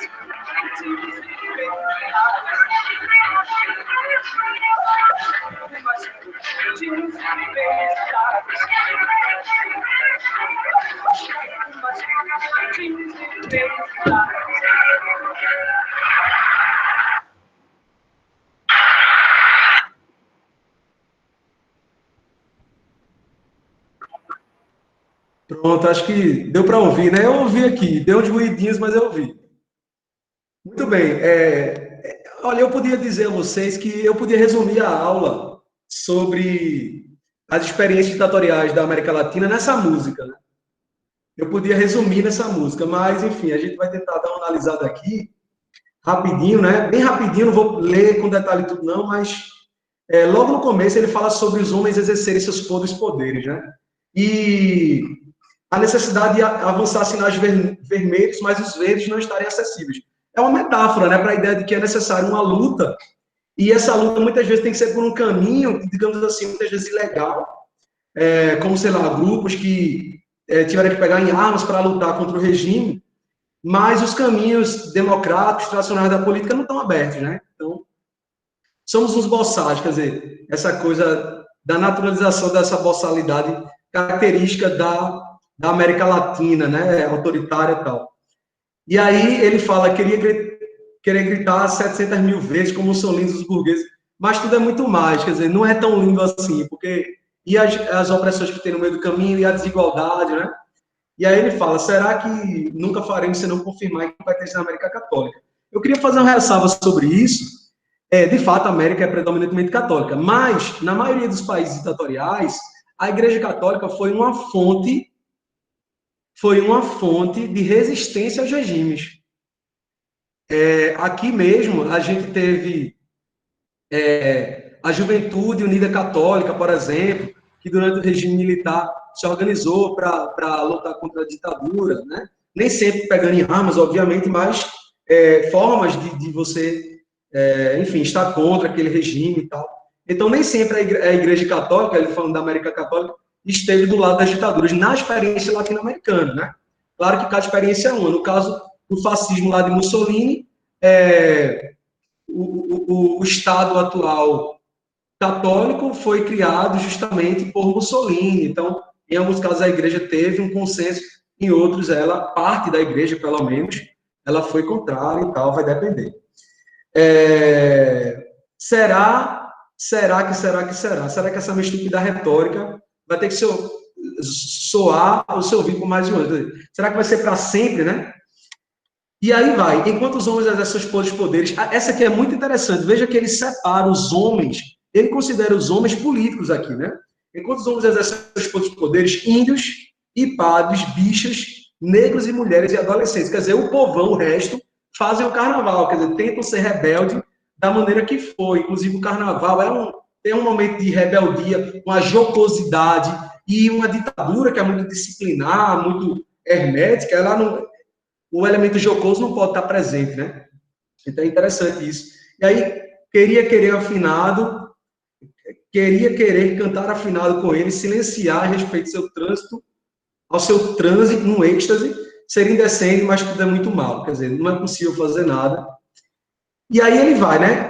Então, cada paisano e cada capataz com sua burrice fará jorrar sangue demais. Esse sangue demais claramente faz uma referência à tortura. A gente vai ver que através do plano Condor, a tortura foi uma política de Estado. E não foi só no Brasil, foi uma política de Estado em muitos países latino-americanos. Então, ele falando sobre isso é muito interessante. E é isso aí, né? Será que apenas os hermetinos pasquais, os tons, mil tons de Milton Nascimento, né?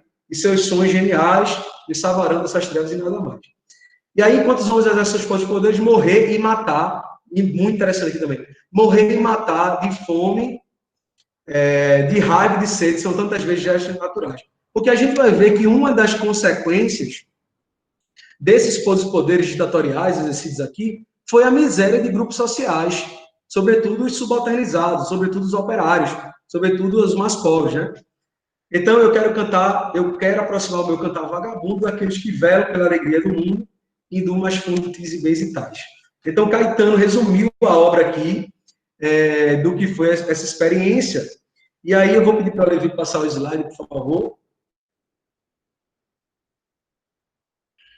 Bom, como as ditaduras militares latino-americanas foram muitas, eu vou aqui dar digamos assim, um panorama histórico de lideranças e o tempo para a gente ter uma referência, né?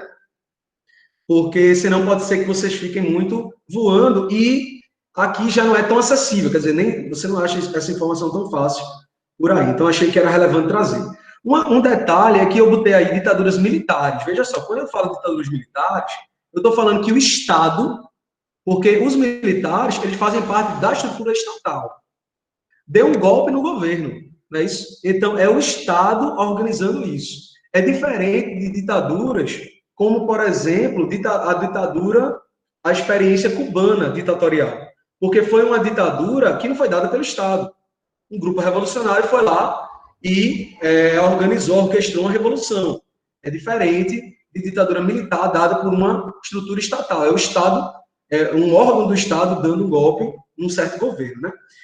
Desse tipo, e no contexto da Guerra Fria, que é fundamental para entender, você só entende isso entendendo a Guerra Fria, os países que viveram essa experiência cronologicamente são 8, né, no total, foram Venezuela, de 48 a 58, o governante foi o general Pérez Jiménez, o Paraguai, de 54 a 89, com Alfredo Stroessner, a Bolívia, de 64 a 82, com René Barrientos Ortunhos e Hugo Banzer Soares, o Brasil, né, com os generais Castelo Branco, Costa e Silva, Médici, Geisel e João Figueiredo, de 64 a 85, o Equador, de 72 a 79, com o general Guilhermino Rodrigues Lara e uma junta militar, um grupo de militares que administravam. Você veja que todos são generais, né? Então, a militarização é um elemento fundamental, né? Por isso, ditaduras militares, obviamente. Chile, entre 1973 e 1990, o general Augusto Pinochet, que é uma das mais famosas e mais violentas experiências ditatoriais. No Uruguai, de 73 a 85, o general Juan María Bordaberry. E na Argentina, Bordaberry, dependendo de como você for falar, na Argentina, de 76 a 1983, uma junta militar na primeira fase, na segunda fase, os generais Videla, Roberto Viola, Leopoldo Galtieri e Reinaldo Bignone. Então, são essas as ditaduras, mas qual é a questão? No próximo slide, a gente vai ver que essas experiências ditatoriais fazem parte da mesma estrutura, da mesma organização política. E isso faz com que elas façam parte, portanto, do mesmo evento social, do mesmo evento histórico, né? Então, eu trouxe aí contexto social e características gerais para a gente entender. A primeira, eu trouxe através de imagem, né? Porque agora no finalzinho eu sabia que a gente já ia estar cansado dessa exposição de 2 horas, aquela coisa, então eu trouxe as imagens aí para a gente fazer uma coisa mais leve. Então, a primeira, a gente tem aí os símbolos dos Estados Unidos e da União Soviética, né? Os animais símbolos, a águia americana e o urso, lá na União Soviética, os dois países com uma bomba e um ali encarando o outro. Bom, isso aí, pessoal, simboliza a Guerra Fria, e não preciso detalhar muito, creio que a maioria aqui já tem uma ideia, mas a Guerra Fria foi uma guerra, uma rivalidade do campo ideológico, político, geográfico, vivido, né, liderado pelos Estados Unidos e pela União Soviética, a partir de 2 conceitos ideológicos antagônicos, né, que é o capitalismo americano e o socialismo.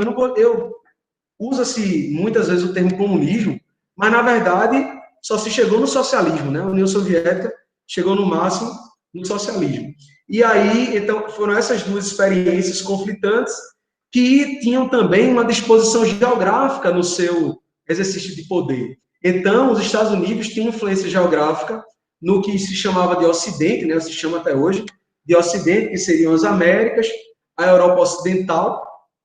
É uma divisão, como é que eu posso dizer? Uma divisão fictícia, né? Essa divisão chamada cortina de ferro, mas é uma divisão que na prática era bem estabelecida, porque a partir dali você tinha os países do leste europeu que tinham influência socialista, né? Uma influência soviética, enquanto os países influenciados pela doutrina Monroe dos americanos do lado ocidental, europeu, capitalista e tal. Então você tem essa divisão, e toda a política internacional de 1945 até pelo menos 1989, com a queda do Muro de Berlim, mas a gente tem pelo menos 3 dados que a gente pode considerar como o fim da Guerra Fria, né? A queda do Muro de Berlim em 89, 1990 a reunificação da Alemanha, e em 1991 o fim total da União Soviética, o desmembramento. Mas a maioria considera 89. Então, durante esse período de 45 e 89, a Guerra Fria deu o tom de toda a política internacional mundial, né? Enfim. Então, só dá para a gente entender esse debate aí que a gente vai estar tratando de ditaduras aqui latino-americanas, se a gente entender isso. Como a América Latina estava dentro do horizonte de influência geográfica dos Estados Unidos, não seria permitido haver uma interferência socialista soviética, né? E por isso que Cuba, por exemplo, incomodou e incomoda até hoje tanto, justamente porque está numa área geográfica de influência americana. E o problema era os Estados Unidos queriam evitar que outros países latino-americanos se tornassem socialistas. Porque a gente tem que pensar o seguinte: na lógica de desenvolvimento histórico dos países latino-americanos, a opressão e a desigualdade sempre foi uma constante. E nesses tipos de lugares, o discurso socialista ele é muito interessante, porque o socialismo ele prevê justamente o envolvimento dos operários na luta, né? Da organização operária, das pessoas que estão alijadas do centro de poder e tal. Então, os Estados Unidos entendiam que seria muito sedutor, que era sedutor aquele discurso. Por isso, tentava, de todas as formas, evitar, obviamente, a propagação em um chamado efeito dominó, que países começassem a se tornar socialistas e outros grupos vissem naquilo um estímulo para também se tornar socialista. Então, é nesse sentido que a Guerra Fria explica as ditaduras latino-americanas que foram determinantemente influenciadas pelos Estados Unidos, pela política intervencionista dos Estados Unidos. E a gente vê isso muito claramente a partir da Operação Condor, que é o nosso segundo chargezinho aí, né? Você está vendo um Condor e a América do Sul ali atrás, o símbolozinho da CIA. O que era a Operação Condor? A CIA, que é a polícia secreta americana, que está responsável por cuidar dos interesses internacionais dos Estados Unidos, e na época da Guerra Fria isso era muito evidente, ela entendeu que era necessário você mobilizar as elites latino-americanas, sul-americanas, para tentar organizar uma defesa, digamos assim, contra esse inimigo comum, que era o comunismo, né? E para isso criaram a Operação Condor, que era, então, uma corrente, um núcleo de comunicação onde eles compartilhavam informações, técnicas, compartilhavam, enfim, modos de você conseguir conduzir a política, estratégias de combate, enfim, formas de ditadura, a Operação Condor. Por isso, inclusive, que as ditaduras latino-americanas são tão parecidas, essas ditaduras estão influenciadas, porque todas elas faziam parte de um mesmo projeto de estrutura de poder da CIA. E isso não é historinha, né? Isso tem documentação, está comprovado e tal. Então, a gente tem uma realidade muito concreta. Já havia um projeto de tentativa de defesa em função de uma ameaça comunista, tal. E isso se fez presente na prática, essa Operação Condor, a atuação da CIA, se fez presente na prática nos países latino-americanos através de uma política chamada Política de Segurança Nacional. E a gente vê isso claramente nessa terceira charge no alto, uma charge, inclusive, em espanhol, né?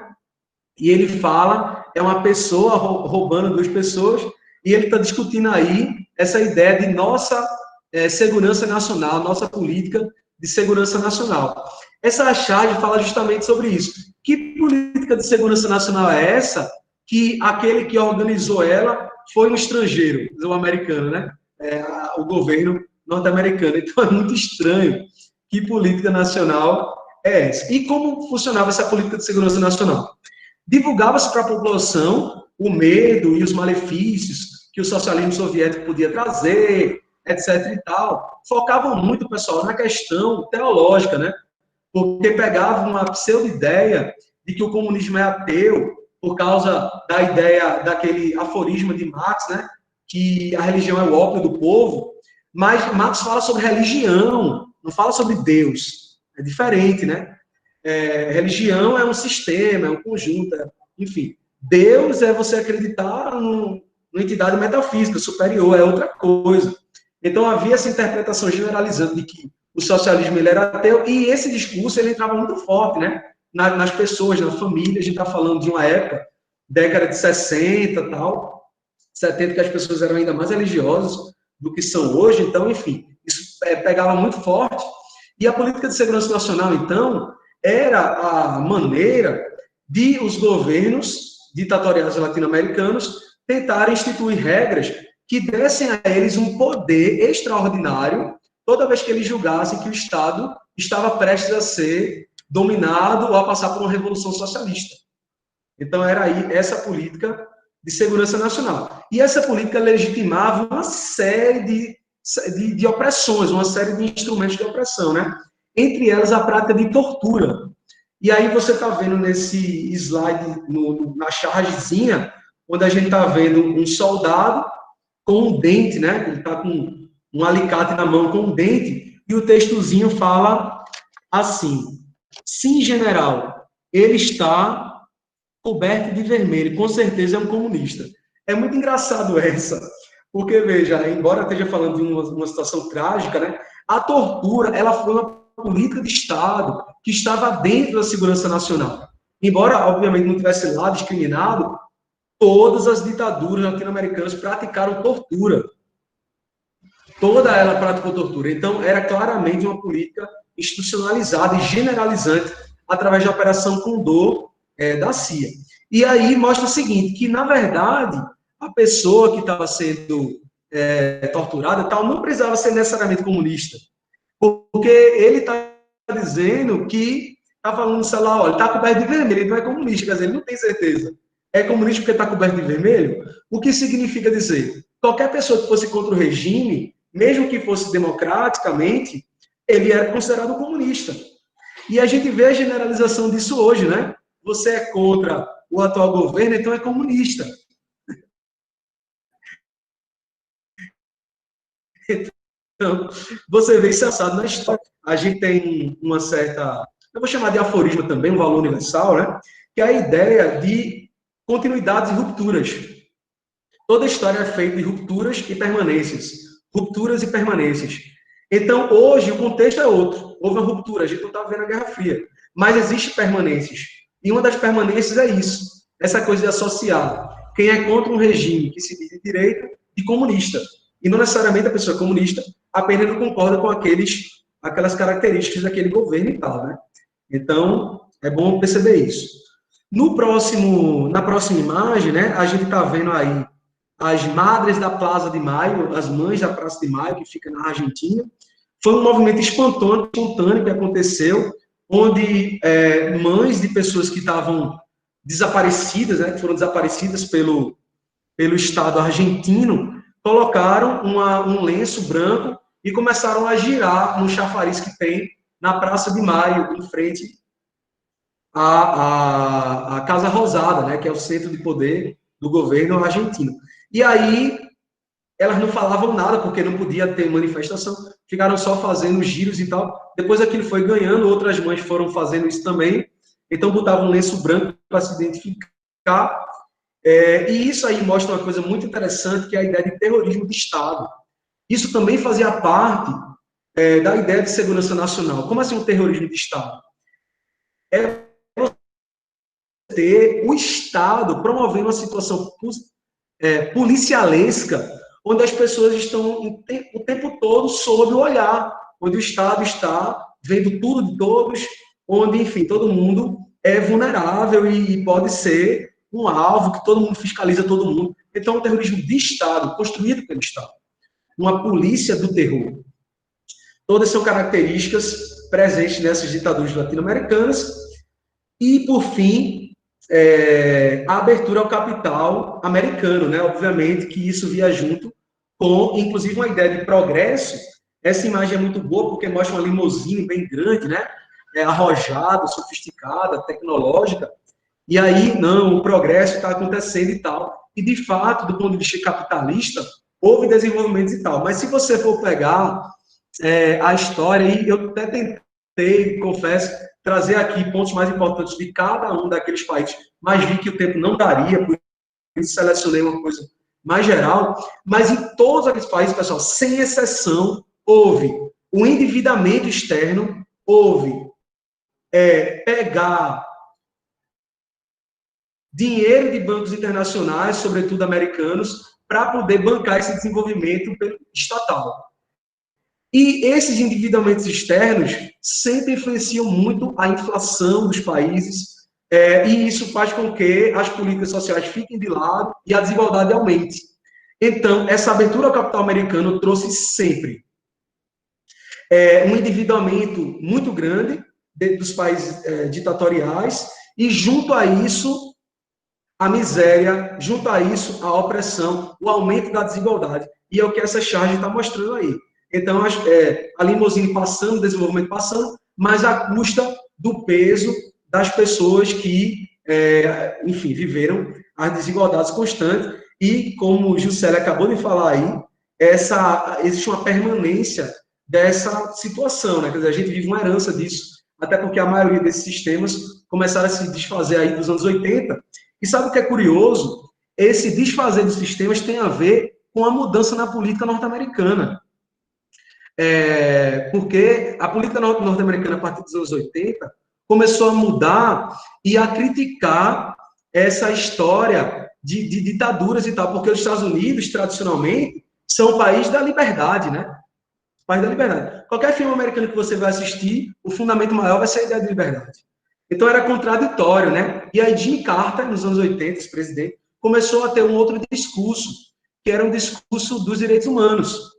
E aí, a partir desse discurso, como tudo estava fundamentado numa lógica organizada pela Guerra Fria, pela Operação Condor, e os anos 80 viu um processo de desfragmentação do poder da União Soviética, portanto, a não necessidade desses regimes, então as ditaduras latino-americanas começaram a se desfragmentar, porque já não valia a pena para os Estados Unidos bancar politicamente ela. E aí começa o discurso dos direitos humanos e tal, e aí ao longo dos anos 80 elas vão se desfazendo pouco a pouco.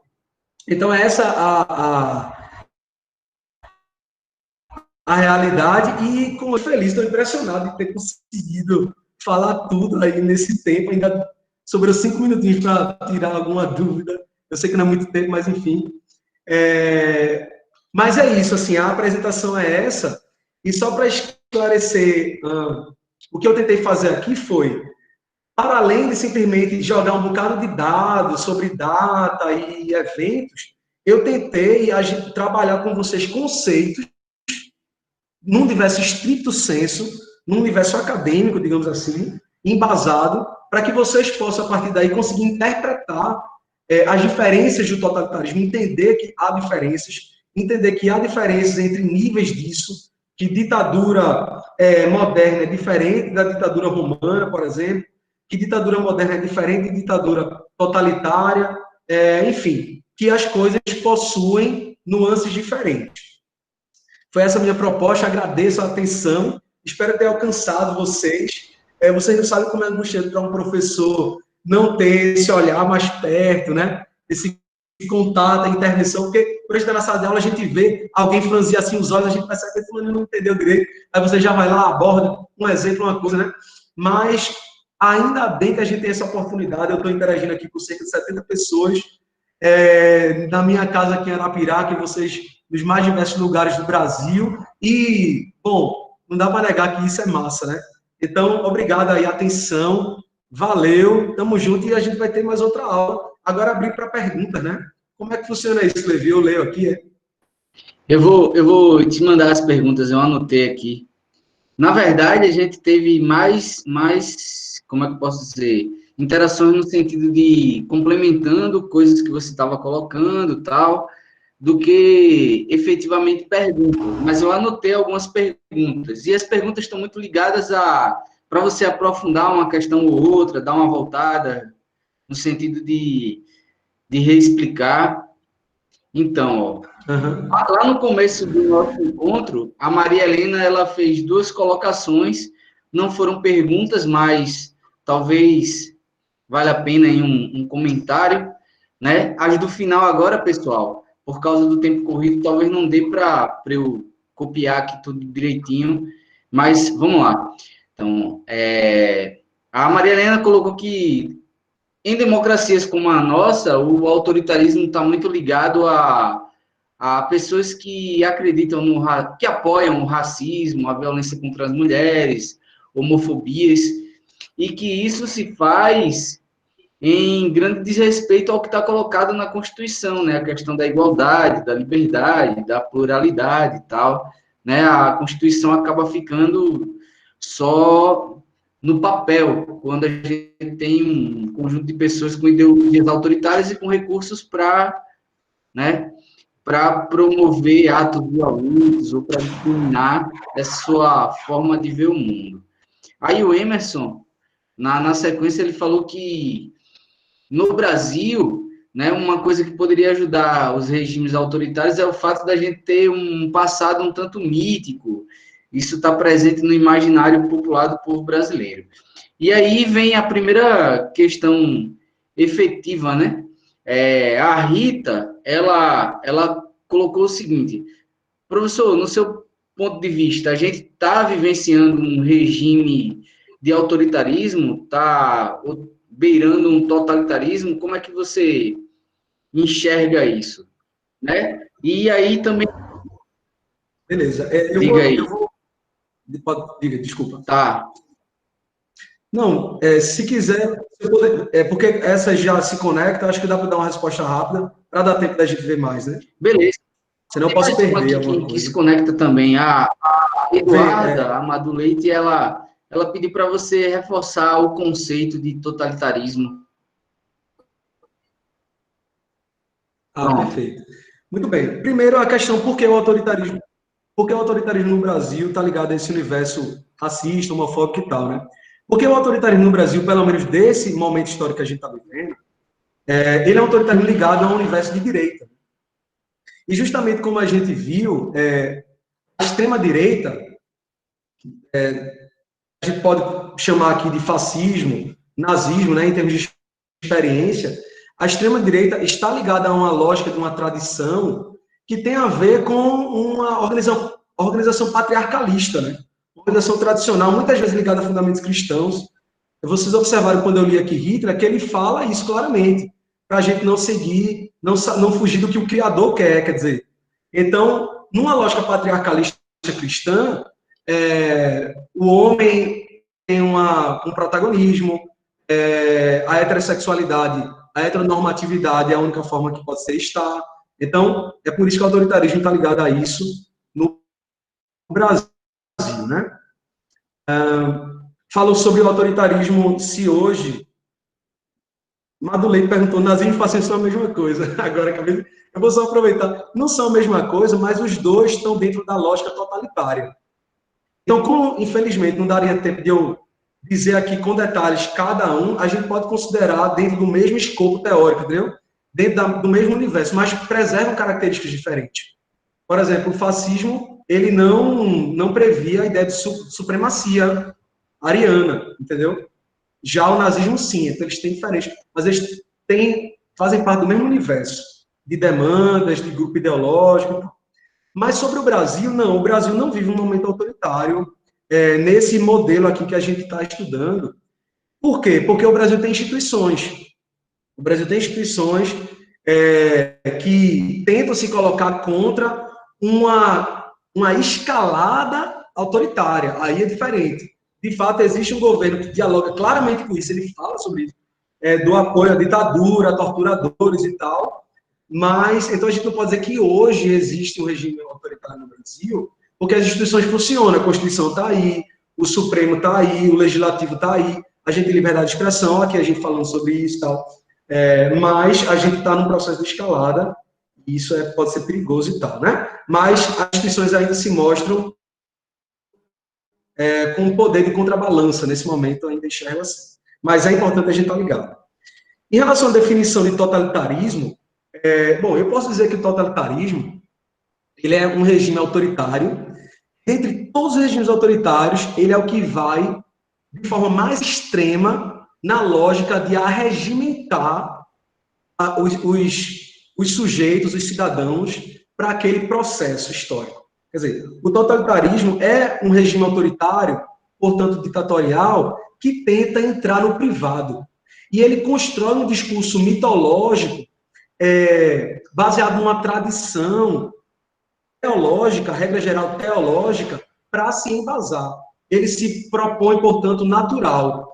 Hoje, a gente falar de totalitarismos, né? Nazismo, fascismo, tal, até mesmo stalinismo, a gente pode estar dizendo assim, poxa, como é que isso aí acontecia, como é que as pessoas... É porque o discurso era de naturalização.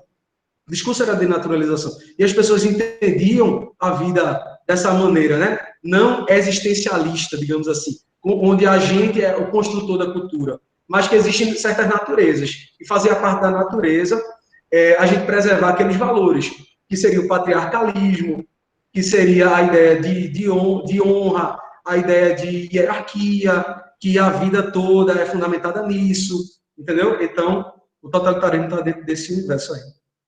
Tem alguma coisa que faltou?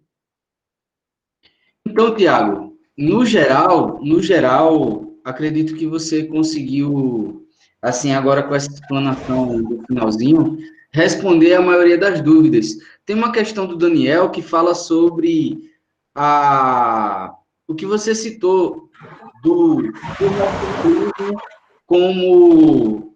Eu vou pegar aqui ao pé da letra, só um instante. Né? Ele fala... Se um regime racionalista ele tem uma justificativa para o exercício do poder, né? Você falou alguma coisa relacionada ao racionalismo, que, por exemplo, o que você estava dizendo agora no final, né? Que no totalitarismo a coisa beira a irracionalidade. E antes de passar para você, eu queria dizer que a gente vai ter um encontro sobre isso. Lá mais para o final do curso, a gente vai ter um encontro que o título, inclusive, da aula traz o termo irracionalidade e obscurantismo, né? Mas Tiago, agora no finalzinho, ele abordou, né? A gente deixa o mundo da lógica e parte para fundamentar numa coisa que só existe na cabeça de quem está acreditando, quem está criando aquela ideia, né? Do ponto de vista concreto, né? Se eu entendi bem, ele perguntou se o autoritarismo pode ser racionalista, é isso? Eu acredito, Tiago, que ele estava perguntando do fato do Estado ser uma entidade racional, entendeu? Eu não sei se foi isso. Do jeito que escreveu, eu penso assim, né? Mas no encontro do Estado, inclusive, eu falei sobre isso. O Daniel vai perguntar. Diga aí, Daniel. Oi, Levi, tudo jóia? É isso mesmo, esse Estado é racionalista. O Estado é. Certo. O Estado, regra geral, bom, se a gente considerar o Estado regra geral, claro, ele tem uma razão que fundamenta, né? Agora, se a gente for pensar assim, o Estado totalitário, não é que ele não tem uma razão, veja, ele tem uma lógica que não é fundamentada em preceitos com base científica, digamos assim, em preceitos que tentam estruturar uma verdade lógica do ponto de vista filosófico, né? Do ponto de vista aristotélico, que é em busca da verdade. Essa é a questão. Ele estrutura uma ideia, quer dizer, o cara escreveu um livro, né? Tem ideias aqui. O problema é que essa ideia, ela não está com base numa lógica de um racionalismo científico, digamos assim. Assim, eu vou dar um exemplo. Você falar que a Terra é plana. Tem uma racionalidade nisso? Tem. A observação empírica. Você olha e vê, se eu estou vendo aqui o horizonte é plano, então a Terra é plana. Mas essa racionalidade, ela é limitada. Ela não é científica, ou seja, ela não prevê ideias cartesianas de empiria, de teste, de você ter uma teoria que você vai tentar comprovar ou não, e você, entendeu? Ela não vai passar por ela vai se basear somente no concreto. Ela não alcança uma inteligência abstrata, uma coisa mais sofisticada. Essa é a questão. Ou então, Tiago, é isso. O restante o pessoal fez mais complementações, interagiu com o que você foi colocando ao longo da aula. Então, gostaria de lhe agradecer pelas contribuições, pela disponibilidade, pelo voluntarismo. Esse curso surge exatamente disso, né? Da nossa disposição em trocar ideia. e aí você comprou a ideia e está imbuído de compartilhar e de somar desde o começo, né? Então, já lhe agradecendo, eu passo a palavra para você para que você faça suas considerações finais, né? Amarre da maneira que você achar mais interessante e ideal aí para você. E muito obrigado mesmo, Tiago. Tamo junto nessa caminhada. E muito obrigado, pessoal, que ficou com a gente até agora, né? Obrigado, Desde o gente. começo do curso e desde o começo da aula. Valeu, pessoal. Vai, Tiago. Eu queria agradecer, Levi é um parceiro, né? Um cara que me acolheu ali em Santana. Eu comecei aqui no IFAL vai fazer um ano, né? Então a minha experiência em Santana ainda está muito viva e foi muito bom você perceber o alto nível, né? Dos professores da docência e tal. E Levi, de cara a gente interagiu por causa disso. Infelizmente nós não ficávamos no mesmo dia, né, Levi? A gente fala sempre isso. Portanto, acabava que a gente não conseguiu desenvolver muita coisa junto, mas o espírito e as ideias dialogaram rápido. Eu queria agradecer o convite e a oportunidade. E vocês todos, pessoal. Assim, esse momento é único, né? A primeira vez que eu dei um curso assim, uma aula estruturada online, claro, já participei de outras coisas, reunião pra caramba, e já algumas falas, mas um curso assim é interessante. A gente vai fazer docente constante, né? Eu, enquanto pesquisador na área da educação, para mim é muito caro ter experiências diferentes educativas. E se a gente pode ter uma coisa tão qualitativa como a gente teve aqui, que sejam infinitos cursos como esse. E parabéns a todos aí que estão aí 3 vezes por semana, engajados nesse processo de conhecimento, de superar, né? Superar esse lato senso, esse senso comum, e a gente conseguir construir bases mais sólidas de entendimento da realidade.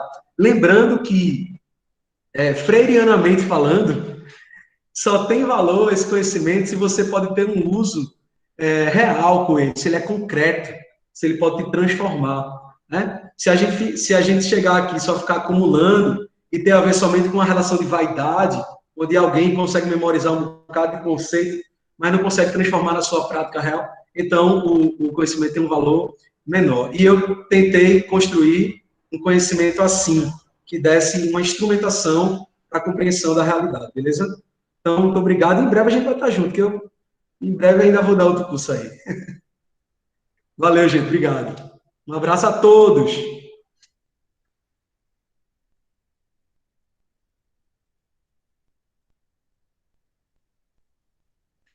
Eu não tô ouvindo nada.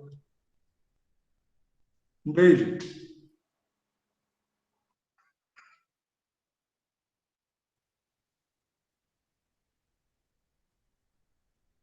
Eu não tô ouvindo. O som.